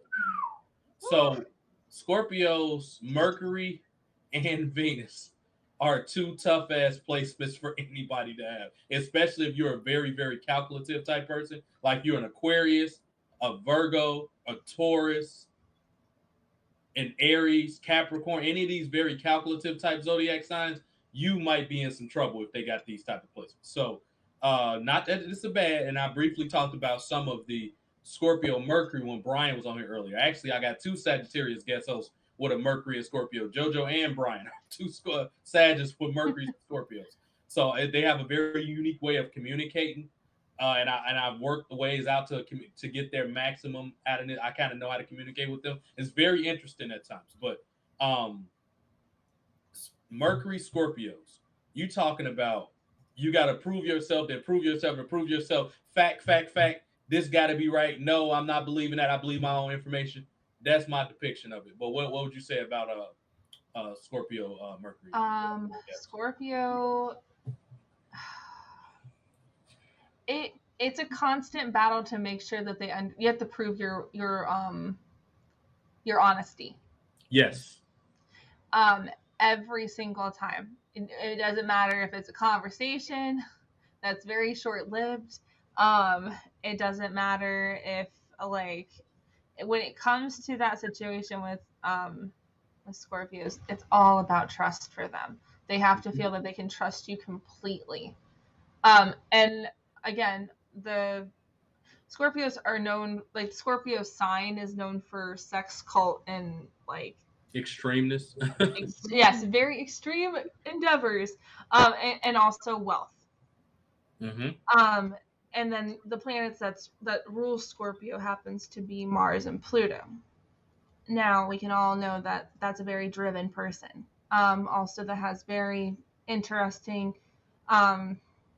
transformations that they want to do, as well as fantasies that they want to transform into. What they want to become. Very high expectations of themselves. And when it comes to their love life, they expect the same in return. Yes. Because the energy, it's very similar with people who have Taurus as a Venus. Because there's that level of intensity, because they're very, very, very romantic people. Just as a sign alone, but when it happens to be in Venus, it's like an extra load on crack. Yep. It's like you don't know if you're getting cracked out or if you're getting somebody who is down from a high, and you're just like, oh, here's your coffee, here's this, and then I'm gonna let you have your moment, and I'm gonna go in here and pretty much tell myself to shut the fuck up because I know you've been here all night, and I had this really weird dream, and I thought you cheated on me, and I'm gonna have to go in there and cry my eyes out in the shower for 5 minutes, and I'll come back out and I'll look refreshed and ready to go. Yep. Now that comes at a price, but it's a very worthy price when you have that trust from that Scorpio, because they will defend you. to the ends of the world. That Yep. you have hit the loyalty card express. Yep. Like, this person will literally legitimately fight somebody for you. Yeah. That's how strong of a love relationship Scorpios have for the people that they do care about. Mm-hmm. If you are in a relationship with a Scorpio, you know you can't lie for shit. They will smell it, and you're going to have to deal with it. Mm-hmm. And they're Like usually 10 steps ahead of you. That's why they can smell it. Yes. It's nuts. It's an intense relationship. Yeah, it's a little too much for me personally. I don't My date little Scorpio. brother happens to be a Scorpio, just sun sign. I don't know the rest of his stuff because my mom won't give me his stuff. But he can smell me like bold faced lying a mile away. He's like, I know you lied to mom. Oh really? You know? How do you know? And he'll be like, because I know. I saw it in your face. How old is he? He is gonna be turning 9 this year. Oh, he's that little? Oh my god, yeah. He's a smart cookie, this little sucker. I swear. Yeah. But yeah, no, they can tell. They're like, you're not doing so hot today. What's going on? If you gain their trust, though, they will protect you from anybody. Yeah, that's true. Like, it doesn't matter if you lied in front of that person. They'll be like, I know you lied, but I know you lied for a good reason because you weren't doing so hot earlier. I understand. Don't worry about it. I got you. And then they'll just protect you the whole day away. And you're just like, damn, like, what did I do to deserve this? You could earn my loyalty card. I will give you, it's literally the key to the castle. You are literally getting permission to walk on all the grounds, go into all the rooms, even the treasury. Yeah. Just because they know that you're a trustworthy person. It's a little too intense for me. I like having friends, but dating them it's a little too much for me. Honestly, dating them is actually really nice. I have dated a Scorpio. It's not terrible. You have to let them be the one to divorce you though. Like, you have to. That's where the problem comes in with me, and I don't like to be under. You can't quit on them. They have to quit on you. Nah, that's too much for me. That sounds like a life or death type situation. I'm not interested in it. It really isn't that bad. You want them to do that because then that means they are able to move on with their lives. Okay, sure. You don't want crazy ex-Scorpio coming to the door, bang, bang, bang. I'm going to punch the fucking shit out of you for cheating on me with that man. And that was like 30 years ago. Jesus. You don't want that in your life. You don't want an ex that's going to be extremely crazy psychopath. You don't want that. You want one to be like, I maturely divorced your ass, and I am okay with that. That sounds like too much for me. That sounds like too much. Yeah. I like the plus sides of it, but the downsides sound too much to me. They sound, but I understand if you can handle it, you can handle it. I understand. Well, and it happens to do with the house too. Whatever house they're in as well, that kind of helps balance out that Scorpio fun. Yeah, that's true. It really does. Because I've seen Scorpios with Sag placements that could give any less of a fuck about like being that attached to anybody. Yeah, I've seen it before. Or like they got like a goddamn, I don't know, just Gemini or something like that. You know what I mean? Like it'll make them now. A crazy placement where Gemini and Scorpio actually work out well is any type of where you don't want them to be at is any type of like Twitter or something like that. And ironically, the guy that started Twitter, one of the guys, Dorsey, I forget his first name. His last name's Dorsey. He's a Scorpio with a Gemini moon, and they are petty as fuck. They're beyond petty. And now ask yourself this, Gabby: would you want a petty person having access over people's personal information like you do on Twitter, or knowing that their inner details? Why would you give any Scorpios weapons to take you down? And that's exactly what Twitter is. Honestly, I can't confirm or deny that wouldn't be useful. It will be very useful, but if you have the loyalty card for that Scorpio and they are able to like pull those records straight out the bat, here, this is what this other person has said. Like, you have a great lawyer then. That's true. They make great lawyers. And so Jack Dorsey, that's his name. Jack. Technically, it just depends on the situation for me personally. My personal opinion. If that person happened to be somebody who has that access to that information, depends on if I need that information or not, that person would be somewhat of a need in my life. You're also a Taurus, and Tauruses are very, very resourceful. So, Yeah. and they can be petty as So fuck when they want to too. If they yes, want to be, they it can be just petty as depends. fuck. It literally all just depends. It depends on the Mhm. situation. It depends on how things needed to be or what needed to happen.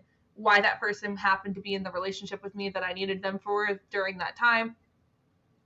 At least that's what's going on in my head right now. I'm just like, No, I let's get what string you're saying. all these things together and see if these all work out. And all the conclusion is it depends on the situation. No, I agree with you. That makes no. You when you explain it, that totally makes sense. It's a lot of factors that you have to consider. It's not one blanket answer for it. I agree. Yeah. Um, let's move on to the next one. Pisces. Let's move on to Pisces. Another challenging kind of. They remind me of, and I don't know if Gabby looks at this the same way. They remind me of the water sign Libras, where they kind of always kind of scattered and trying to get things to, unless they have a lot of like Earth or like fixedness in their chart, they're generally all over the place. We're talking about a generic Pisces with generic placements, with generic houses. We're talking about that. Pisces Yeah. can be Yeah. kind of scattered. They can be quite scattered and No, emotionally all I over the place. agree. Mhm. I agree. You I have like concur. 4 of them in your house, so I'm pretty sure you know firsthand. Oh, trying not to ruffle any scales in here. Um, when it comes to Pisces, especially Pisces and Venus, they don't show you that they love you in the way that you expect them to. Most of the time, they're masking their emotions just because they want to get through the situation without any conflict. Resistance, yeah. Now, when it comes to their communication, they are like somebody who sees a very large picture. So like let's picture one fish in a big gigantic fucking ocean, and everything the light touches, that's theirs. Literally, it's literally a Lion King situation. I'm not even joking. Um Now, when the maturity level hits to realize that that ocean can't 100% be theirs, all theirs by themselves, that there's other fish and other schools in the zone, it's like, okay, now I have to like transform myself to fit this big gigantic picture that now has put me into a fishbowl. That comes with communication because like literally when it comes to certain conversations, they have a plethora of things that they could let you know. They're very bubbly, outspoken people, very sassy, but at the end of the day, they if it doesn't go the way they're supposed to, it's like karma hits them back like 10 times harder because they tried to change karma. Interesting. That's a very interesting perspective. I never thought about And this goes for sun signs too when it comes to Pisces a little bit. Um, Only because literally they are dealing with two spectrums of themselves at all times. It's almost like dealing with a Gemini.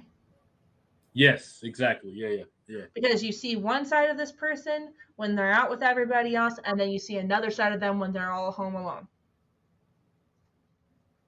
Like if you're sitting there and you guys are having a cup of coffee together, you can literally feel the room just amplify on how much they are very uncomfortable. Especially if you're able to listen and able to see. Like you don't have to do much talking. They'll talk for you. They'll let you know all their problems when they're comfortable. Um, but if they don't feel comfortable, they'll shut their yap and they'll just sit there and let you talk the whole time. They're very in which you got to watch them with stuff like this because they can be very deceptive. But because my Mm. best friend's a Pisces, so I know when he's bullshitting me. I've known him for 7 years, so I kind of know Yep. when he's bullshitting me. But they're very and I'm able to pick up on his manipulation because I'm a water sign, so I can pick up on shit like that.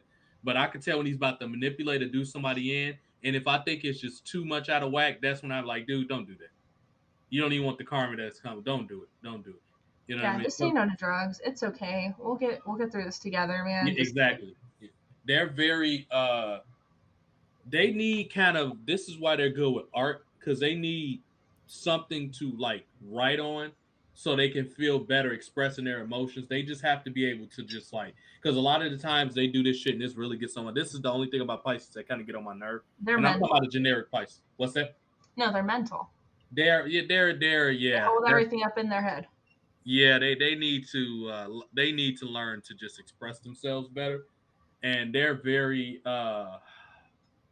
like, what's the word I'm looking for? They're very contradictory at times, where something you think they want is not really what they want, which is why they're symbolized by the fish that's swimming in opposite directions. But um, they're very, they have a lot of ability to be very manipulative if they want to be, but they're also very like empath type people, so they feel every, it has to be like a curse having being a Pisces, because you're the last sign, so you experience everything, and then like you have people trying to take advantage of you because they perceive you as weak, but you're really not weak. It's a really weird place to be in. But they make great artists, you know. In every all type of Yeah. artists, they make great teachers. Um, and they also can be serial killers if they decide to lead their life that way. But No, that's um, true. That's very it's true. been a lot of. I mean, John Wayne Gacy, for example, he was a damn Pisces. So he was. I don't know what other Pisces specifically, if they had a lot, even though it's not what we're talking about, but I'm just trying to put perspective on this thing. Pisces with a lot of Aries or Aquarius in their chart have the ability to be very dangerous if they want to. Those are two very dangerous type of. They can view life through like a very self-absorbed, kind of like self-righteous type lens, where, oh, I killed all those people, but it was for the good type thing. And I've only noticed because I've done a lot of research on those particular, or by accident bumped into those type of combinations of Pisces, and I just started to connect the dots, and I was like, hmm, something is going on here. You know what I mean? It's just like, because yeah, my best friend is a Pisces with a Libra moon and a lot of Aries and Sagittarius all over the place. He is a motherfucker. Not to me. I think he respects me enough to not be, but I've seen the way he's done other people. And I'm like, it's something about these combinations. And I started doing research, and a lot of serial killers have those placements. And I was like, yeah, okay, I'm gonna have to keep my tabs on this guy here. You know, and he just, Yeah. Well, yeah, and you're also being a good friend too. Like, since yeah, you guys have that kind of relationship with each other, it makes it really easy for you to be like, "Hey, man, I got your back. You got mine. I know you right. got mine." And Mhm. like, if at the end of the day, if you need me, I'm here. I'll back you up. Absolutely. And so Absolutely. the fact that he has that level of understanding with you, and he's willing to cool down and chill out, Yeah. that's huge. That's I 100% agree. And I'll love to get him on here at some point. I'm working on it. He works a very busy job, but I'm gonna get him on here because he's very introspective when it comes to things like this too. And he can Oh talk yeah. about a lot of different things. But I'm gonna get him on here at some point. Last but not least, my sun sign, Cancer, and my Mercury is in Cancer too. By the way, I um, love cancers. Cancers are great. Cancers and Tauruses are like, we just get each other. Cancers and Tauruses get along. I get Tauruses because everybody I know, like, how do you deal with a Taurus? They're a pain in the ass, and I can see how from other people's perspective that they are, but from a Cancer's perspective, my best friend. Now I'm talking about my second best friend that fights. My best friend for 15 years is a Taurus. So I get this fucker. As long as he's got food in front of him, as long as he feels supported, he's got music. He's not a pain in the ass. But if any of those things are out of whack, he definitely can be. Not to me, but other people. But he knows not to fuck around with me. But and vice versa. I don't push him like that. And I think that's why we get each other. But cancers, man, you get into a very you gotta walk kinda you gotta walk on eggshells. You kinda gotta be willing to put a lot of time into supporting them, and you gotta be there and listen to them and pick your words wisely or you'll hurt their feelings. What say you, Gabby? Uh, I've had a couple different perspectives on cancers. Um, Especially when it comes since so cancers are considered a very mental sign as well. In the sense of like they're people that take, let's say for example, something changes in their environment. It takes them about roughly, this is just my experience estimation of how long it Mhm. took a certain cancer in my life to get things to change over. Um, it took them about 2 weeks to fully understand the conversation we literally had almost like a month after. And they implemented it, whatever little tidbits I put in there, and then they were like, okay, it's working. It's working. And then all of a sudden it broke again because the other person in their life changed something again that they weren't expecting. So Cancers are one of those signs that I don't think you really need to step on eggshells. I think they do that on their own. When it comes to certain situations, I feel like Cancers are more of the eggshell people. Sure. They do it to themselves. It just feels like everybody around them is walking on eggshells when it comes to certain situations in their world. That's a great way to put it. Now, the most loyal person you could probably have in your life besides a Taurus is a Cancer. Because they are on values. Like, they run on values. The root of all the stuff that goes on in their world, they have a systematic, like, programming to know that this is how this is right, this is wrong. If this doesn't work out the way it's supposed to, then obviously you guys don't understand what's going on, because this is how this works. And it's all about, like, how the upbringing of them too. Like, family comes first. In most Cancer relationships, their family comes first. So if somebody's dying in their family, or somebody needs them to go help them move in their family, they will literally stop what they're doing and go take care of that situation. They will not, like, that's the cool thing about them having in Venus. You're going to see they're more acts of kindness that comes out of a Cancer that loves you, because they want to show you as much as they want to mentally, like, stimulate themselves and prove to you that they are that level of love. Absolutely. That's a great way to put it. Go ahead. Then, that was it on my end, I think. Okay. Now, for me specifically, considering that my Mercury is in Cancer, that's my second Cancer placement outside of my sun sign. But things with me specifically that I am what you said when you said the walking on eggshell. I'm very deliberate with how I speak to people, because I like people to be very deliberate when they speak to me. If you want to see me at my worst, which I'm sure you'll never directly get the end of that, because we have a certain relationship, which that just won't happen. But if you ask people that actually know me well, the way my chart is set up in general, and it also helps this with me having a Cancer Mercury. The biggest thing I despise is deliberately hurtful people and deliberately petty people. Those are two people I can't stand. I don't care what my status relationship is with you. If I pick up on that, I almost have this like it's probably not always the best way to handle it, but it helps me handle stuff. And also I have a Pisces rising too. So it's almost like I almost target to destroy people who have those two negative characteristics that I don't like. I'll go after you, like, and try to get you fired, try to get you displayed, whatever. Like, I just don't take. And it's something that when I got into my 30s, that I kind of chilled on a little bit. But holy crap, was I bad at this in my 20s? I was horrible at this in my 20s. But I just don't like that. And to me, it was almost like my duty to take this. When I say I go after people, I generally do it of people that I perceive of authority, because I have a problem with people with authority, having a Mars and Leo, and a lot of like Capricorn and like Lilith and like other places. Like, I just don't. You got to prove to me that you're authority. I'm not going to go off because you just said you are. You know what I mean? You have to show that you're the authority. But I almost got this thing where I just want to destroy those type of people. And to me, it's because I respect people, so I expect the same thing from you. If you don't like something, communicate that with me, because I'll do the same thing with you. So I think that's a lot of that. So that's something you can expect from a Mercury in Cancer. It's we don't set out to hurt anybody, even if we do something kind of like clumsy. It wasn't like, and I know Scorpios and Virgos, I probably don't get it. They think people are out to get them for whatever reason, specifically Scorpios. Like, they don't think, they will look at it as malicious. Like, if, oh, you bumped and knocked my thing over. No, it's not malicious. It was just I was fucking probably sleepwalking or something like that. But or not paying very close attention, which I'll own up to that. Like, okay, maybe I was a pet, but don't be an asshole about it. You know what I mean? Everybody makes mistakes. I don't like those holier than thou people that think, oh, you made a mistake, so you're bad about everything. I just can't stand those type of people. But No, um, I get that. That's understandable.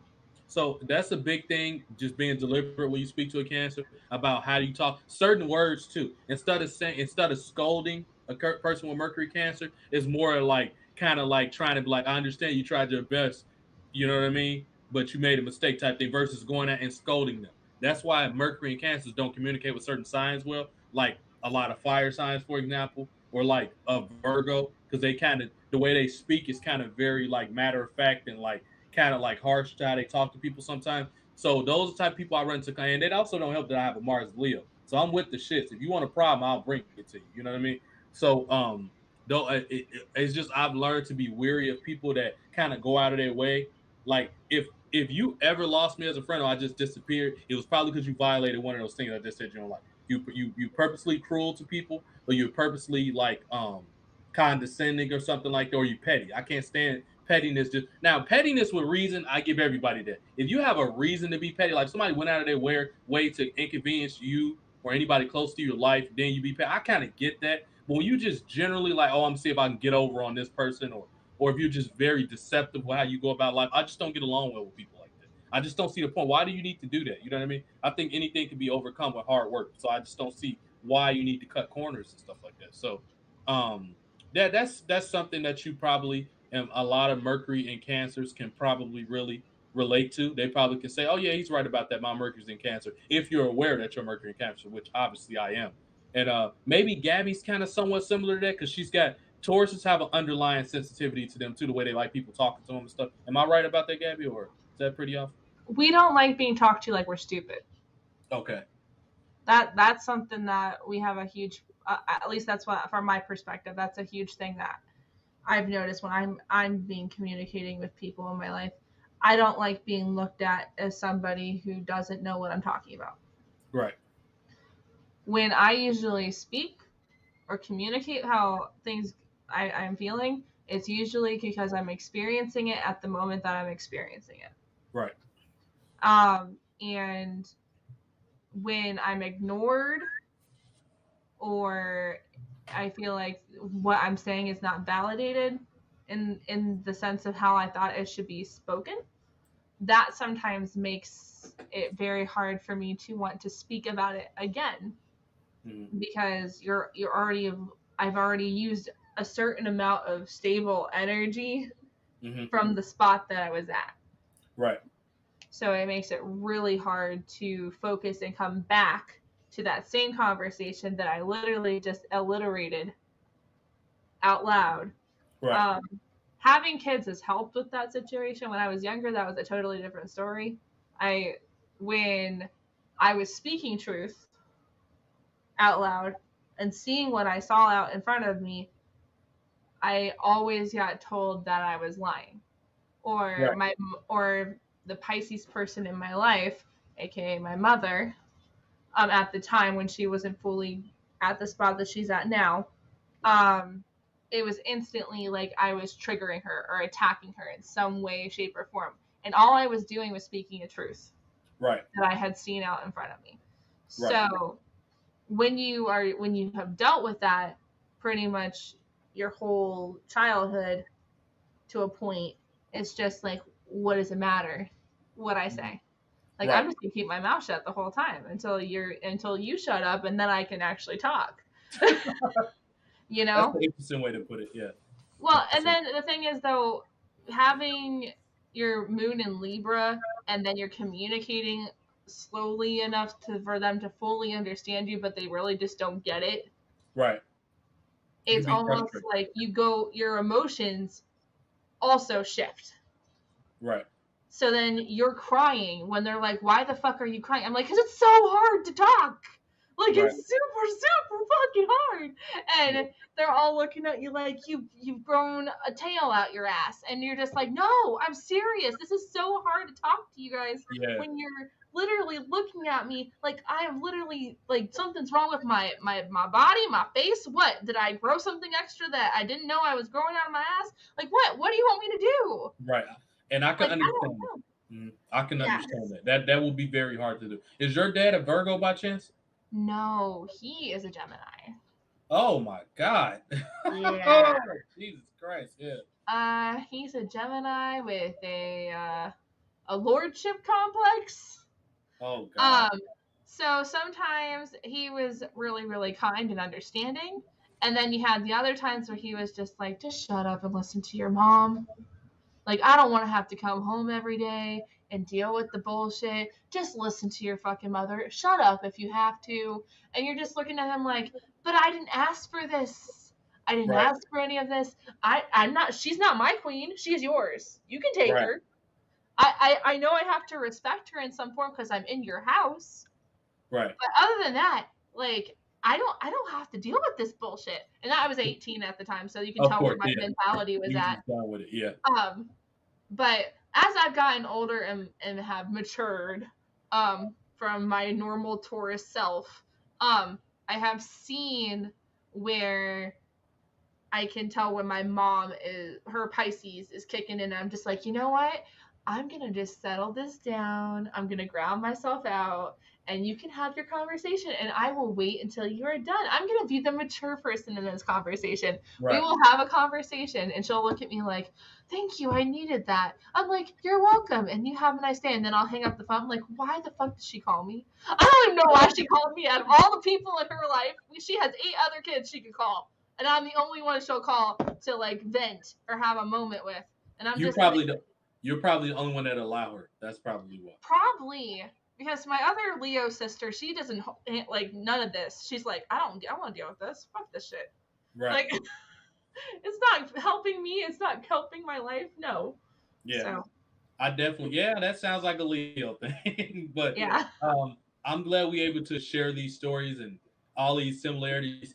Because I really enjoy having Gabby. I'm glad she's back on all 10 and she's not coughing up her body and lungs anymore. Because I was concerned about her for a while, but she knew I was going to communicate. Gabby, I hope yeah. you're all right. I Blah blah. am I was full real. healthy now. She's good. She's back full with the vigor that I love. Because I knew I was going to bring the asshole out of Gabby at some point. Because I have that way of doing that with people and bringing the asshole, but like in a good way, kind of like loosening them up so they don't feel like they have to be serious. Because Gabby is really good at what she does, and I just want to see her smile just so she can smile. But Oh, you're so sweet. oh yeah, I got to take care of my people, Gab. I was like, I don't want to text her too much because I'm not her husband, but I'm concerned about her health. You know what I mean? Because people were missing you on the show and stuff like that. But yeah, Gabs. How long before you turn 30? Because I swear I thought you were 30 already. I turned 30 in 2 years. Okay, wow, you're 28. So you're born in 93. Yes. Okay, so yeah. See, because you look young, but you have the maturity of an adult, like an I older. have been told I've had an old soul since I was very young. Especially anybody that Um, knows this much about astrology. Come on, you know. this is literally most of my whole childhood. I studied horoscopes and astrology pretty much my whole life. I never took it seriously, but I was very fascinated by it. That's that Scorpio rising. If I had to guess, Yeah, that sounds a and lot so Scorpio. like after a while, you just when you find that hole in the wall that just you just got to search it. You just got to figure it out. So literally the last 8 years of my marriage, I've been married for almost 8 years now. That's literally what I've literally focused on is just diving into these books and getting into understanding other people's perspectives and um the charts and stuff because there are so many different charts out there now.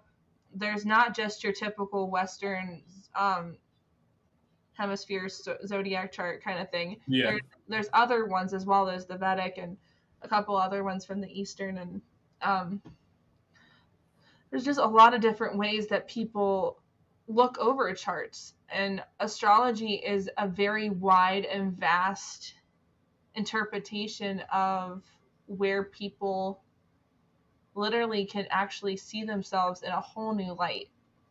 It's almost very therapeutic when you do your own chart because you're just like, I knew I wasn't crazy. Like exactly.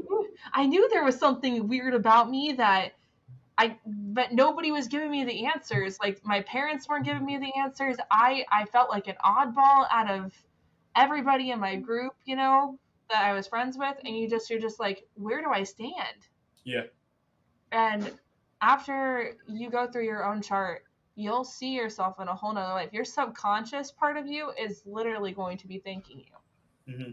because you're literally giving them life again. You're like, oh my gosh, like that's me. And Yeah. you might cry a little. I've That cried. I probably did it a couple times. I'm not a big crier, but when I go through transformations in life and I feel like I've moved forward, sometimes I will. I'm not a big. I'm the weirdo at the funeral that's not crying, and the old lady's cutting her eye and like, "You motherfucker, who do you think you are?" I don't think I'm nobody. I'm just not crying. Like, what do you mean? Like, I gotta have a genuine You connection to the gotta person put your for me to shield cry. up. It's okay. Like I Yeah, it's understand. like, yeah, and not only I gotta care about you. You know what I mean? Like, I Well, don't and mean then to you're sound like an having to asshole, protect but the other people in the room that is your family or the that's people true. that you do, because you don't want them to feel like you're not there to support them.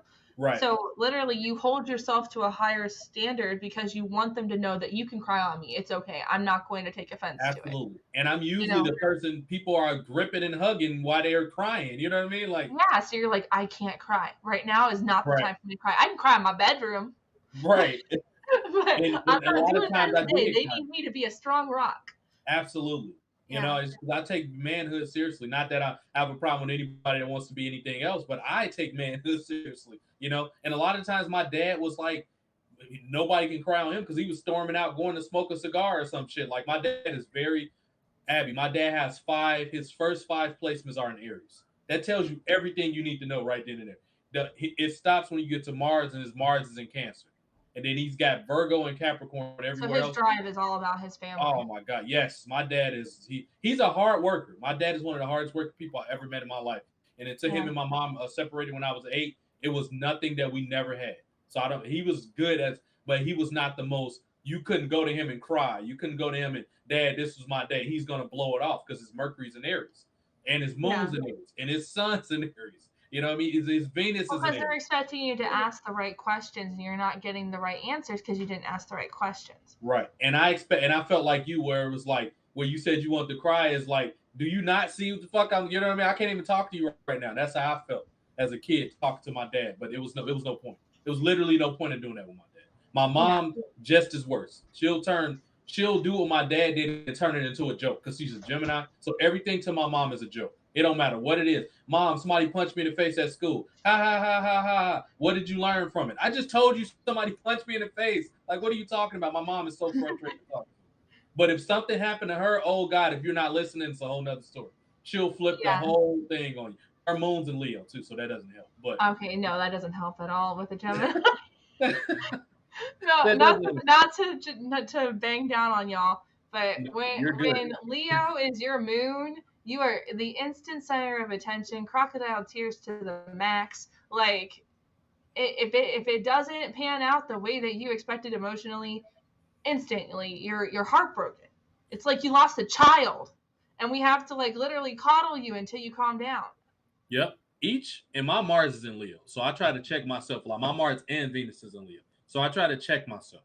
Yeah, However, I have each placement of a sign that I relegate is a pain in the ass sign. And for moons, Leos are the pain in the ass of moon signs. Like they're just like, no, no, no, I'm talking, I'm talking, I'm talking. And no matter what good point, you can have facts right in their face. And they, no, no, no, I'm talking. I know I'm the authority of this conversation. That's how they are. And which is they're true. assholes. They do feel like they have that stone already turned.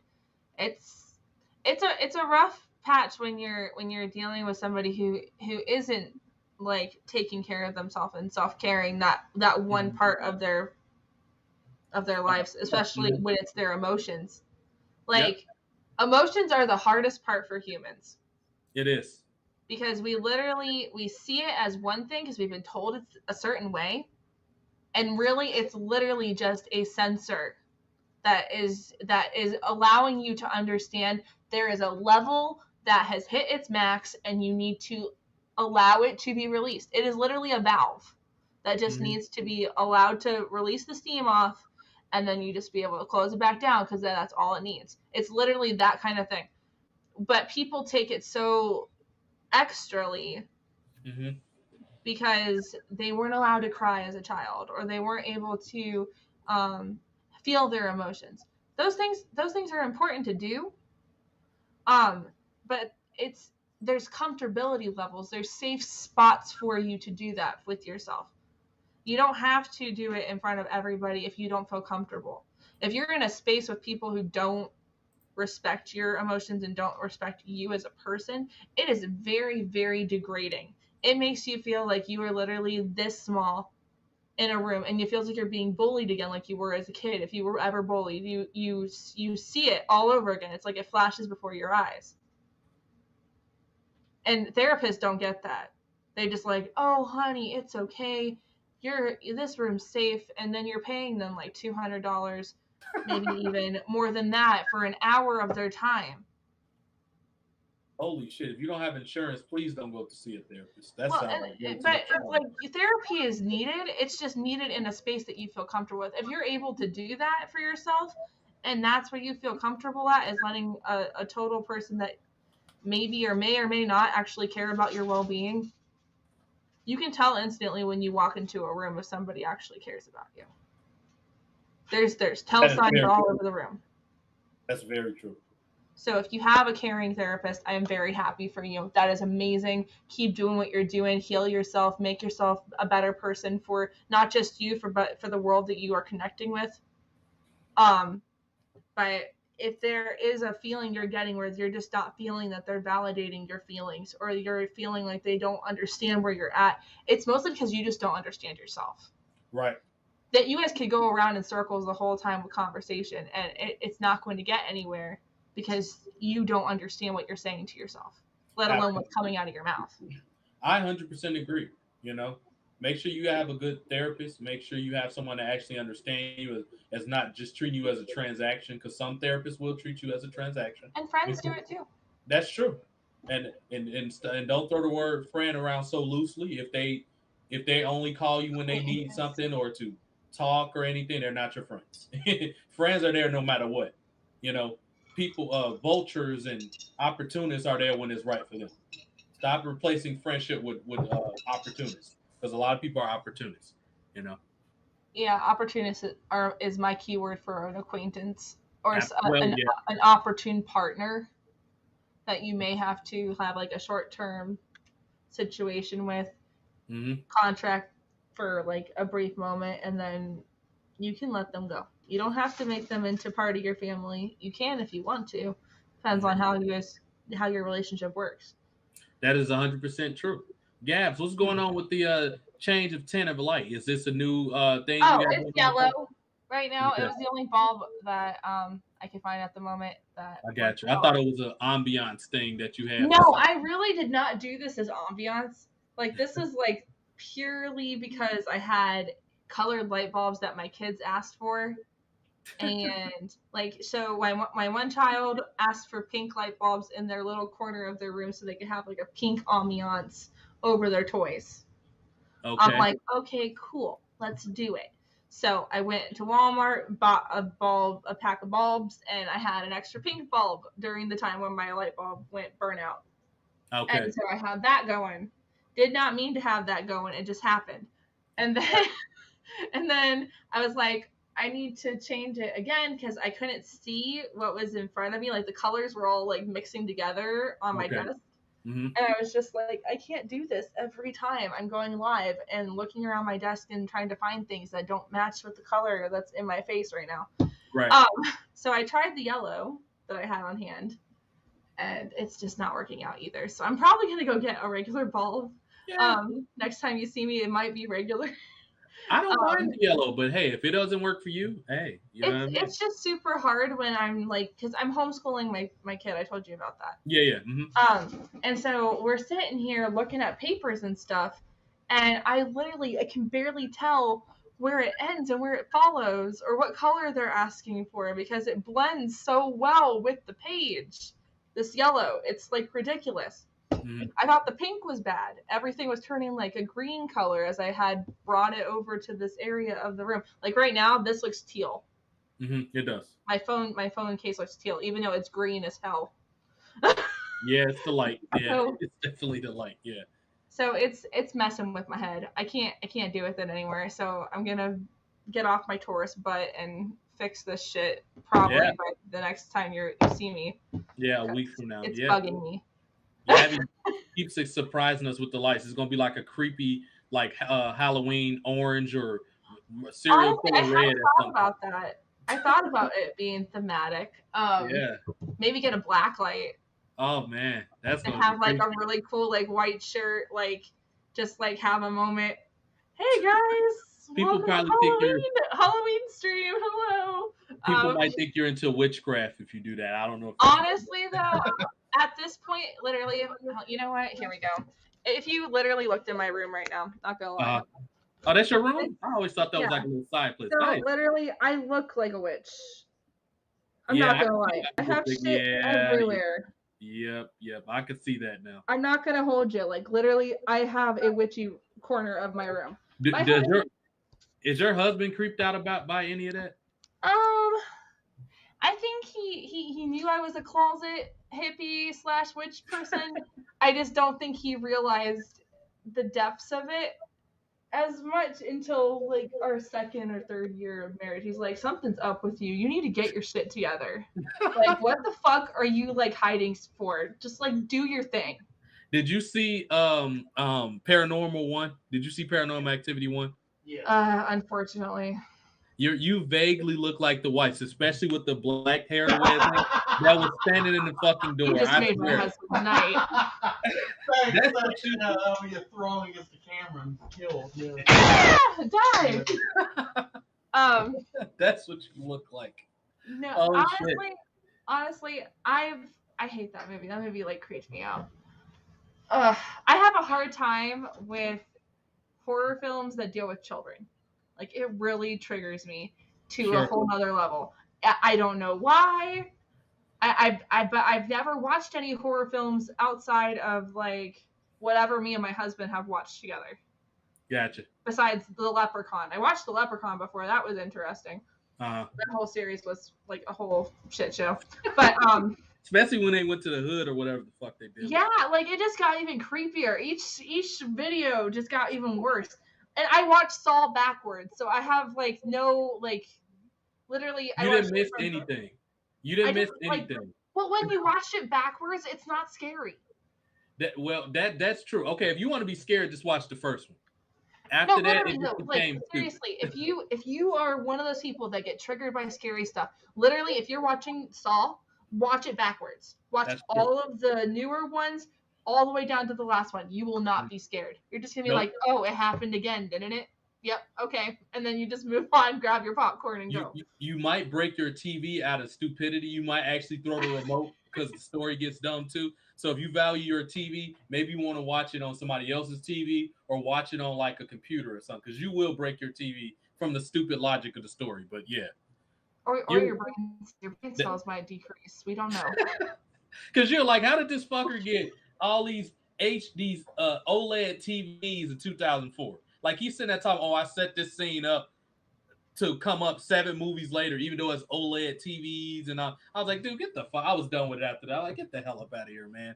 But yeah, logic doesn't go with a lot of movies, unfortunately. No, unfortunately. So what's the little it looked like you have like necklaces. What are those necklaces things up there? This is labradorite.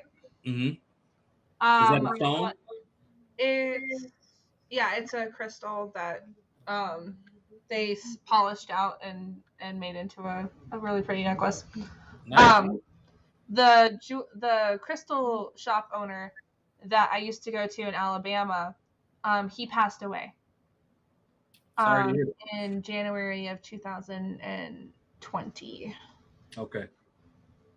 So this was like one of the last couple pieces of jewelry that he created before he passed. Nice. And I knew him at a really good, like we had a good like sort of like crystal relationship.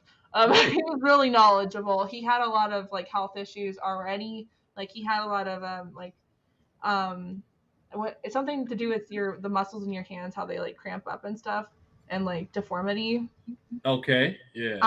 And so it was like getting really hard for him to do certain things around the area. So he had a lot of helpers that became more like family for him over the years.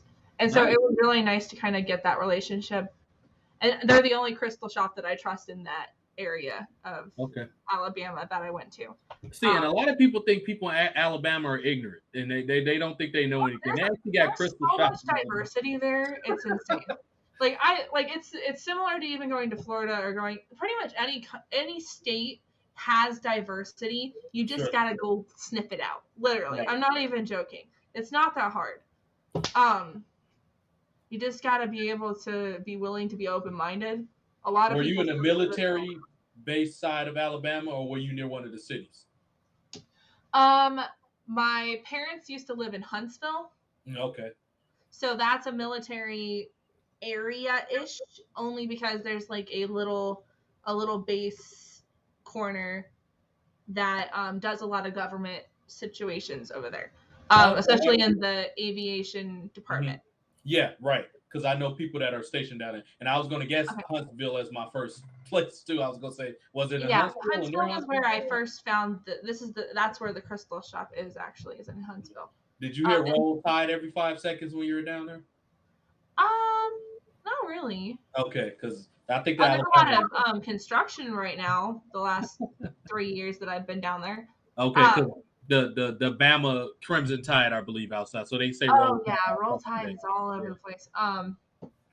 But yeah, no, it's a very quaint little area that I found. It was like literally like one of those like lower income little corner areas, and I just love the people there. There's so many different people that come in there. There's a lot of different varieties of spirituality that walk into that door too. There's voodoo, hoodoos. They're both different versions of witchcraft. I quote that very loosely. It's literally they're more of a hereditary because they're passed down generation to generation. Okay. And then you have a lot of your mystic shamanisms.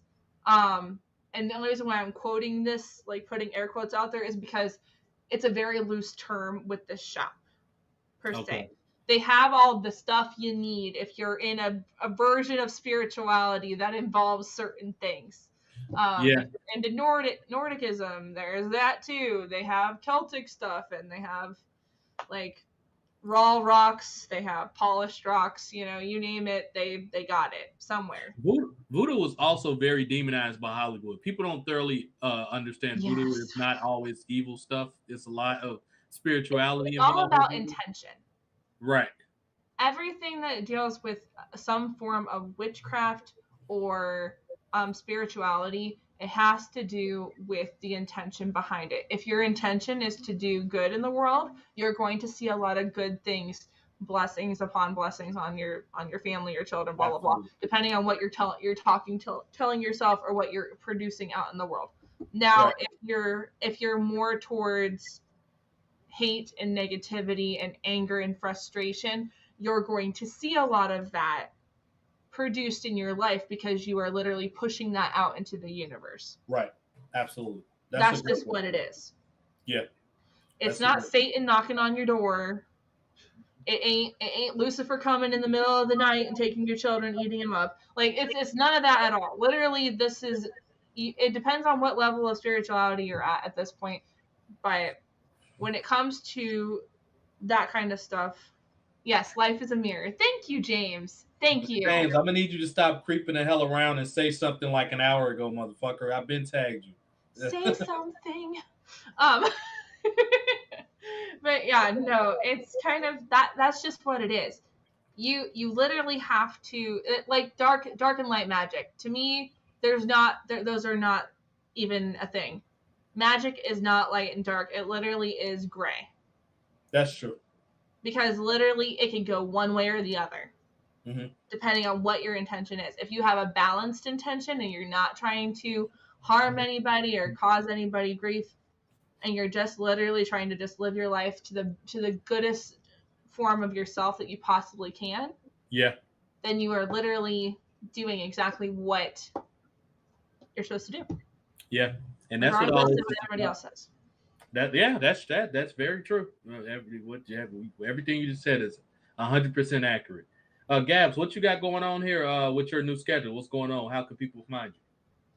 So we have changed Spiritual Chatter Sunday from 7:30 a.m. in the morning to 10:30 a.m. in the morning, Central Time.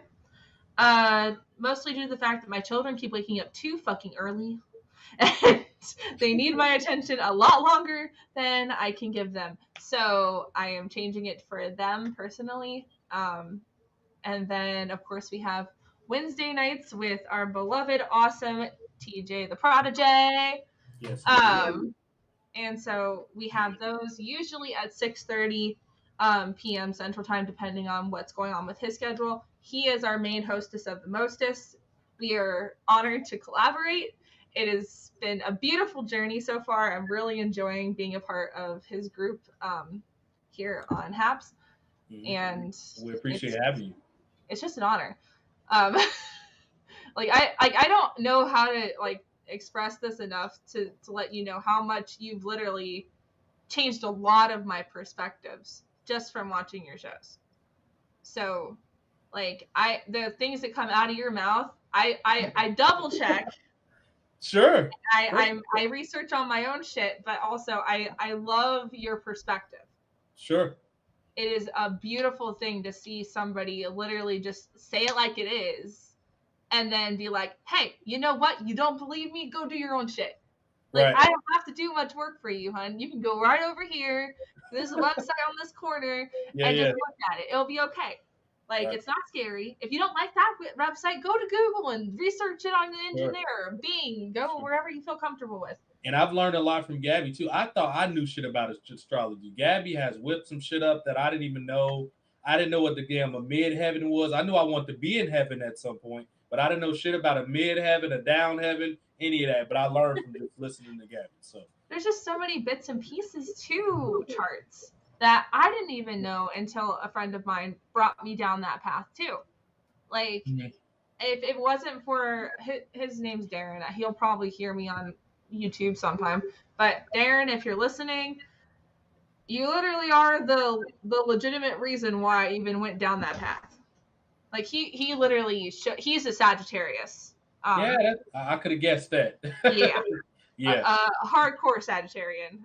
If I had to like place him on a top tier of Sagittarius, he just loves to learn. He has a lot of disabilities. So he has like a eye impediment, so he can't really see really well. It's mostly in blurs. And he has like some kind of formality with his spine right now that he's dealing with. So it's really hard for him to do normal things like us. So he listened to a lot of audiobooks that he found on YouTube. And that's how he was able to listen and learn. And playing video games with him was amazing because he just knew where the blobs were, and that's how he would be able to shoot. It's just incredible. This guy is just amazing. We had our ups and downs with our relationship that we had made, but the good things that I got out of it were mostly the chart stuff and how to be a friend in a very tough time. Right. Because we were both having dark nights of the soul, is what people call it. Sure. So he was dealing with it one way, I was dealing with another. We clashed, and that it kind of happens with people. Everybody has that problem. Yeah. Especially when you're trying to heal yourself and you're trying to be a better person. And so we kind of that was kind of our thing. Learning new things was our thing. And the more we learned, the deeper extensions of that learning process got discussed. And then he would tell me one thing, I would research another thing, and we'd be like, damn, that works so well. Yeah. And it just worked out really well. He's an amazing person. I wish he would do more to present himself out there more, because he has a lot of knowledge to share with people. Dude, start a HAPS, man. He's very shy. Gotcha. Hey, dude, start a HAPS, put a graphic up there. People don't have to see you or nothing like that, and just talk until you get people. Maybe get Gabby on there sometimes to kind of fill in the Yeah, I would gaps. love So, for him to yeah, to promote himself more. He's yeah, an amazing person. I don't have any information to give you guys to kind of give you guys like a hey, you can email him here. But he if I do happen to get him as a guest on here, I would love to. sure, that'll work. Hey, dude, the door's open for you to come over here. Just shoot the shit with us. I'm pretty open to having people on. You know what I mean? Especially if you're not an asshole, which Gabby wouldn't be vouching for you if you were. He So was yeah, I before mean, he met me, but he's cool okay. now. I'm glad Gabby brought you down to earth, but yeah, because No, I his already know girlfriend that. brought him down to earth. His Oh, wife too. hey, there you go. It's yeah, Yeah, she's a Gemini too. okay. That's a good So comparison. Gemini to that helped Sag, out a lot. it's a good combo. They can deal with each other's craziness. That's a Yes, good combo. exactly. You know what I mean? So yeah, I'm gonna let Gabby get to her children now, and thank you, Gabby, as always. Really quickly, let me explain why we went on at 6 o'clock today instead of 6:30. So I've been meaning to go to the store for a while, but it's been oppressively hot in Chicago the last like 5 days. So the one time I actually was like, you know what, fuck it, I'm gonna go to the store before I do my last show today, which was gonna be at 8. I was gonna end the show at 8, and I was gonna go catch Aldi before they close at 9 down the street from my house. It starts pouring down fucking raining the minute Oh my that I was god. about to leave. And that's why we're still on the show. But I have stuff. It's not like I'm about to starve. It's just like I like to get ahead of the week, so to speak, so I can know what's going on. So Well, yeah, that's yeah, what so I you have can for meal prep and stuff. Yeah. yeah, so I got to go tomorrow. So yeah, Gotcha. this fucking rain and like stupid. I don't want to walk in the rain. So yeah, because I live walking distance from the store, so I'll walk. But yeah, thank you, Gabby, as always. We'll be back to 6:30. Unless something crazy come up, it'll be back to 6:30 Yeah, next let week. me know and we'll keep everybody appraised Yep. to the chain. Gabby and her show is in the building. Gabby, do you have an official name to your channel, or is it just like Gabby? I left my name up there because I want people to know who I am. Okay. But my official like show name is it's branched under my company, which is Melody of Spirit Readings, etc. Mm-hmm. So that's why there's MSRETC live stream in Yeah. my for searching me on here. Mm-hmm. Because I wanted them to know, hey, this is me. I am this person, but this is a live stream based off of from my company. Right. So yeah. That's what that stands. Okay, I was always wondering. Okay, I got you. Now that's what that means. Okay, cool. Yep, that's the randomology of that. Got you. Okay, that But makes it's sense. easier for people to know me by my face instead of me putting like a logo or anything at the moment, Right. because I just don't have a logo yet that I feel comfortable with putting on my stuff yet. So Yeah. as soon as I get there and in the branding zone, I will get there eventually. But currently, If you need me to help you with graphics, I got you. You know I'll make you one for free. Just give me the idea what you oh, want I to do, and I'll appreciate make you one. that. Yeah. Yeah, I'm still trying to figure out what I want. Okay. That's like the Sure. hardest part with this particularly, because I don't want to copy Starbucks. Yeah. You know, because like Melody of Spirit kind of sounds like a siren moment there, and I'm just like, that would be kind of awkward. Yeah. But then I've been thinking about some birds and stuff Sure. that I really resonate with, and Yeah. they also are a singing voice. Yeah. Most people found birds to be messengers of spirit. Sure. So kind of trying to Especially like a that a hummingbird or little something bit. like that. Yeah. Huh? Especially like a hummingbird or something like that. Hummingbird, pretty much any bird variety has been symbolic in most native and like older time traditional Right. Like ancient. tribes. Mm-hmm. Yeah. That makes sense because they do fly, and before a phone was created, they probably tied a note to a damn bird. It was like, hey, take this to Tribe 7 or some shit. I don't know, but yeah, that was Well, they probably used they to do can fly. pigeons and doves for messaging Yeah, back and forth from different areas during like the medieval times and stuff like yeah, that. yeah, yeah. Mm-hmm. Even those were also signs of like if a dove was flying in the air, if it was white, it would mean like surrender, or peace brought back to the country. Yeah, There was many levels of what different animals were used as symbology for different times in their lives. absolutely. And so I would love to incorporate that, I think, maybe in the Sure, future. Sure. I'm still trying to figure out which bird specifically that I feel like I want to symbolically push towards melody of spirit readings, etc. I kind of feel like at this moment I'm really resonating with crows. Okay. Oddly enough, Who just did? only Dark because bird, Gabs. well, not the ravens. Ravens are more for Odin, honey. Oh yeah. Um, That was like fucking. but crows specifically are they're very misunderstood, but they're very hugely family orientated. Yeah. And what's funny is they're mostly in suburban areas, not because they like us, they like the food that we leave out. Ah, So that's we smart actually bird. have a lot of food waste that actually promotes crows to want to live in our environment. That's Because back in the interesting. day, they lived in the forests and they had their own little ecosystem. But since we have all grown and matured and have changed the environment by building houses and skyscrapers and all this other jazz, they have literally had to adapt to our way of life again. Right. And it's actually working in their favor. That's why there's so many crows out there in the Americans area. Yeah. Because we have so many ways for them to continually to feed their families. And you're absolutely right. Crows are misunderstood because I can tell you right now, if I see a crow, my black ass is running. If I see a goddamn crow, I can tell you that right now. Well, yeah, they're vengeful fuckers. Especially if you do the wrong thing to their kind. Yeah. It's amazing how it actually passes down from generation to generation, similar to our DNA. Yeah. Which is so fascinating. It So is.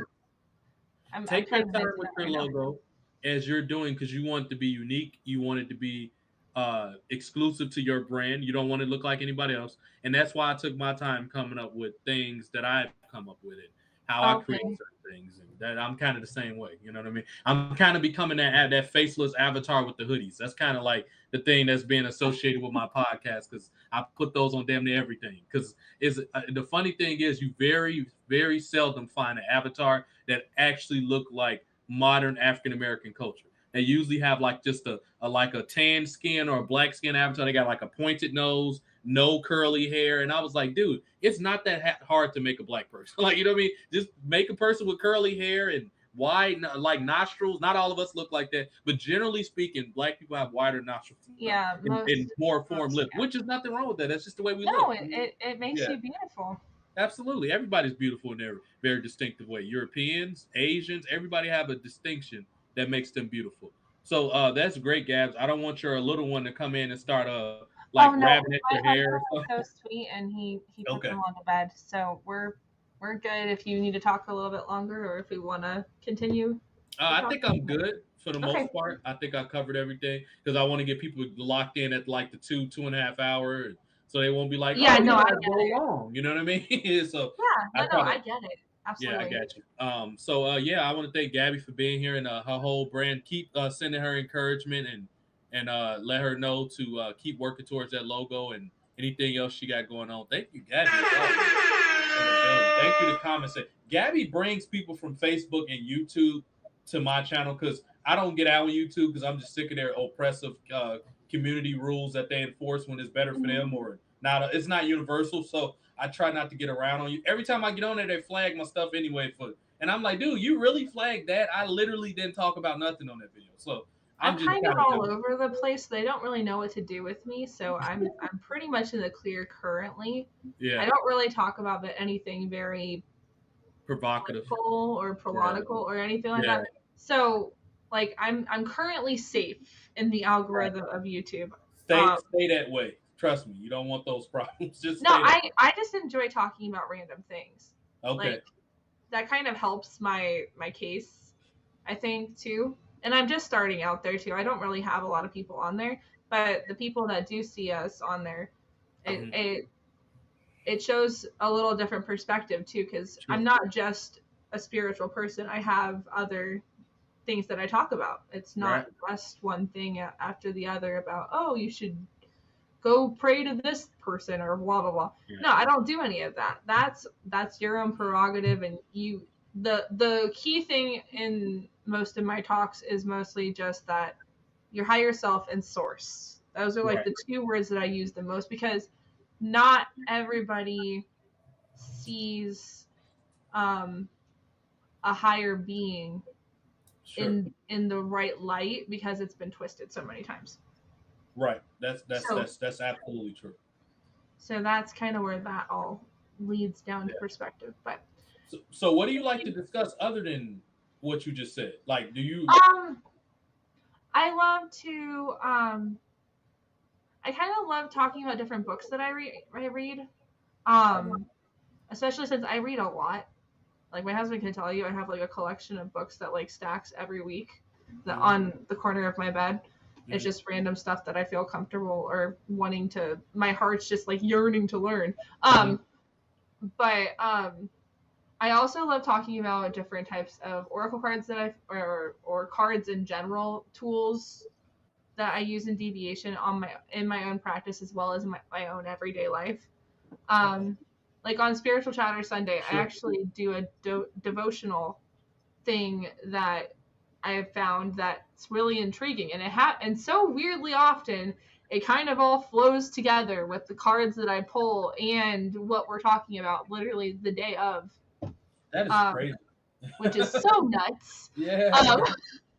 So it's kind of cool. Like, Yeah. and occasionally I bring out some crystal cards and I kind of show different crystals that could help certain people if I'm doing like small readings or whatever with people, and my Sure. guides are like, "Hey, pull out that shit." Okay, got it. Yeah. Yeah. That It's sounds. whatever I feel drawn to during the time that I'm with the people that I'm on with. Yeah. And Gabby, I love to sing. really? Mhm. Okay, yeah, that sounds awesome. You got to get on some singing thing. One day when we have a karaoke on here, I'm gonna have to get you on when we have a karaoke. I do a Yeah. lot of hip hop, but we can do some R&B too. I know how to sing too a little bit. Probably not the way you do, but if I understand the lyrics, I can figure out how to sing it. You know what I mean? Like, yeah. I'm kind of old school. Like I like the 60s, 70s like stuff. I like that stuff. Yeah, I like a lot of music. Yeah. And I'm pretty diverse in my music pull. I've listened to pretty much everything. We might pop out some Jewish folk songs on. You never know. You might hear. I have a couple of those. Do you? Okay. But not ones that I'm fluently able to sing. But I do enjoy listening to them. Do you know how many wrestlers are Jewish? No, I don't. Goldberg's Jewish. Alexa Bliss is Jewish. MJF, who's a top heel in AEW, Maxwell Jacob, he wears the Burberry hoodie. He's Jewish. Okay. Who's a Barry Horowitz, which the name gives it away, Barry Horowitz, but he's Jewish. It's a lot of Jewish wrestlers, very famous wrestlers that are Jewish. Goldberg probably the biggest name of Jewish wrestlers, but Goldberg Jim. But yeah, Bill Goldberg. His name's William Goldberg. So yeah, So let me find out you're a rapper in your other life, Gabby. You like Gabby Paper Stacks or something like that? I have a lot of different interests. Like, I like to draw too. I doodle. Okay. Like I made a logo for my kids' homeschooling stuff. Like, awesome. Hold on, let me put it on the screen. 1 second. Oh, you don't have to. It's okay. You sure? Okay. Yeah. Is that a cat? I'm having it's blurred. What is it? It's a squid, a giraffe, and a spider. My kids' favorite animals they chose for our school. They like spiders, really? I would have never thought. My son does. My girls don't very much. Okay.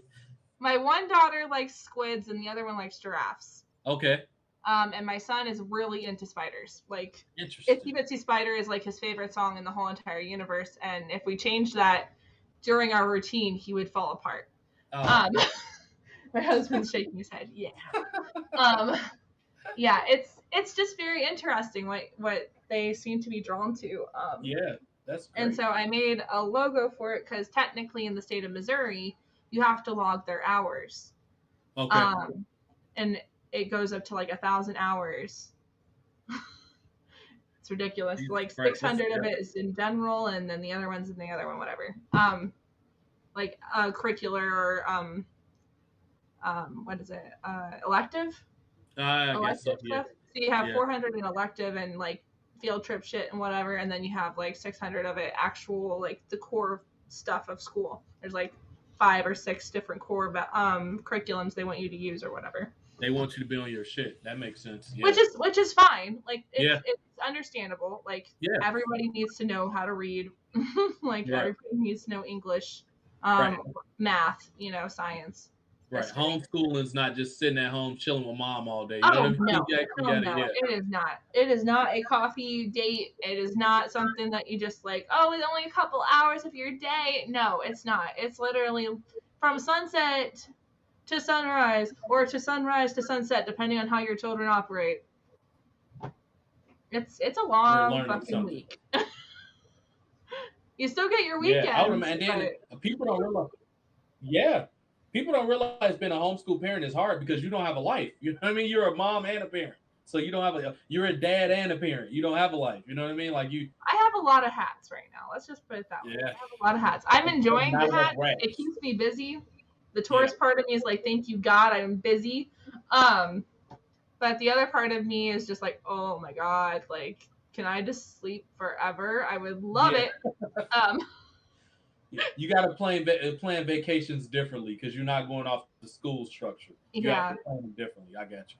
You know what I mean? So, yeah, you're probably going to be due for a vacation pretty soon, Gabby. We're going to one, actually. We're going to go to a Renaissance fair up in Kansas City. Nice. So it's going to be fun. There's Pirates and Sirens happening on the 4th, 5th, and 6th. So awesome. Yeah, that should be good for around Labor Day weekend. So if you're in the Kansas City area, go up there and you might bump into Gabby. So, yeah. Yeah, it's Kansas City Renaissance Festival or something. You can look it up online if you're in those areas. It's a lot of fun. Thank you. That's great news. We're going to go ahead and cut out. I'm going to try to attempt to make dinner and have a regular life. Yeah. Thank you, Gabby, as always, for being here. We had a great discussion. To be continued next Wednesday. This is a series that's popular now, and we're going to try to cover as much ground as possible. Then, if you want us to talk about something else, just say, hey, could you guys, I like this astrology thing, but can you talk about this? And, hey, we offer suggestions. Are you wanting to do Mars and Pluto, I believe. Or Pluto? Pluto, yeah. Yeah, Mars and Pluto. If you want. Yeah, we could do that as well, too, if you want. Okay.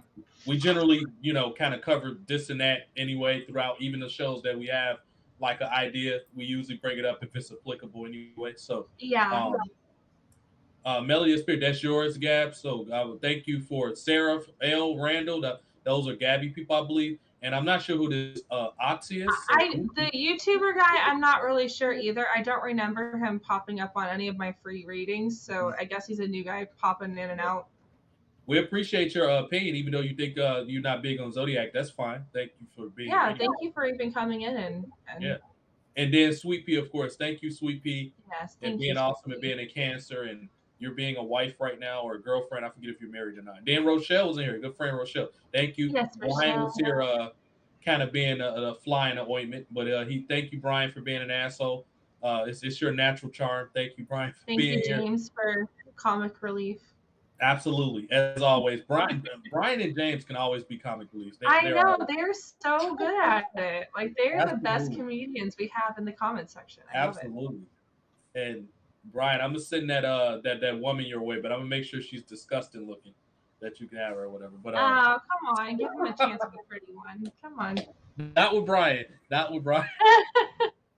Brian, I love you, man. But Brian is someone I have a very special relationship with. I just came back from Houston, Gabby, with Brian about 2 weeks ago. I'll send some energy to that situation. I want you to have the best of the best, the creme of the crop, Brian. Well, hopefully between me and Gabby, you'll get the woman that you want, Brian, and I'll make sure I'll bring you someone disgusting when I come see you for your birthday in December. But thank you, Gabby, as always, $1 for the donation early for the video. I saw you send that, and thank you. I'm gonna keep supporting you with the sponsorship, and I'll see you next week. Okay, sounds good. Thank you. Bye, guys. Have a beautiful night. You as well.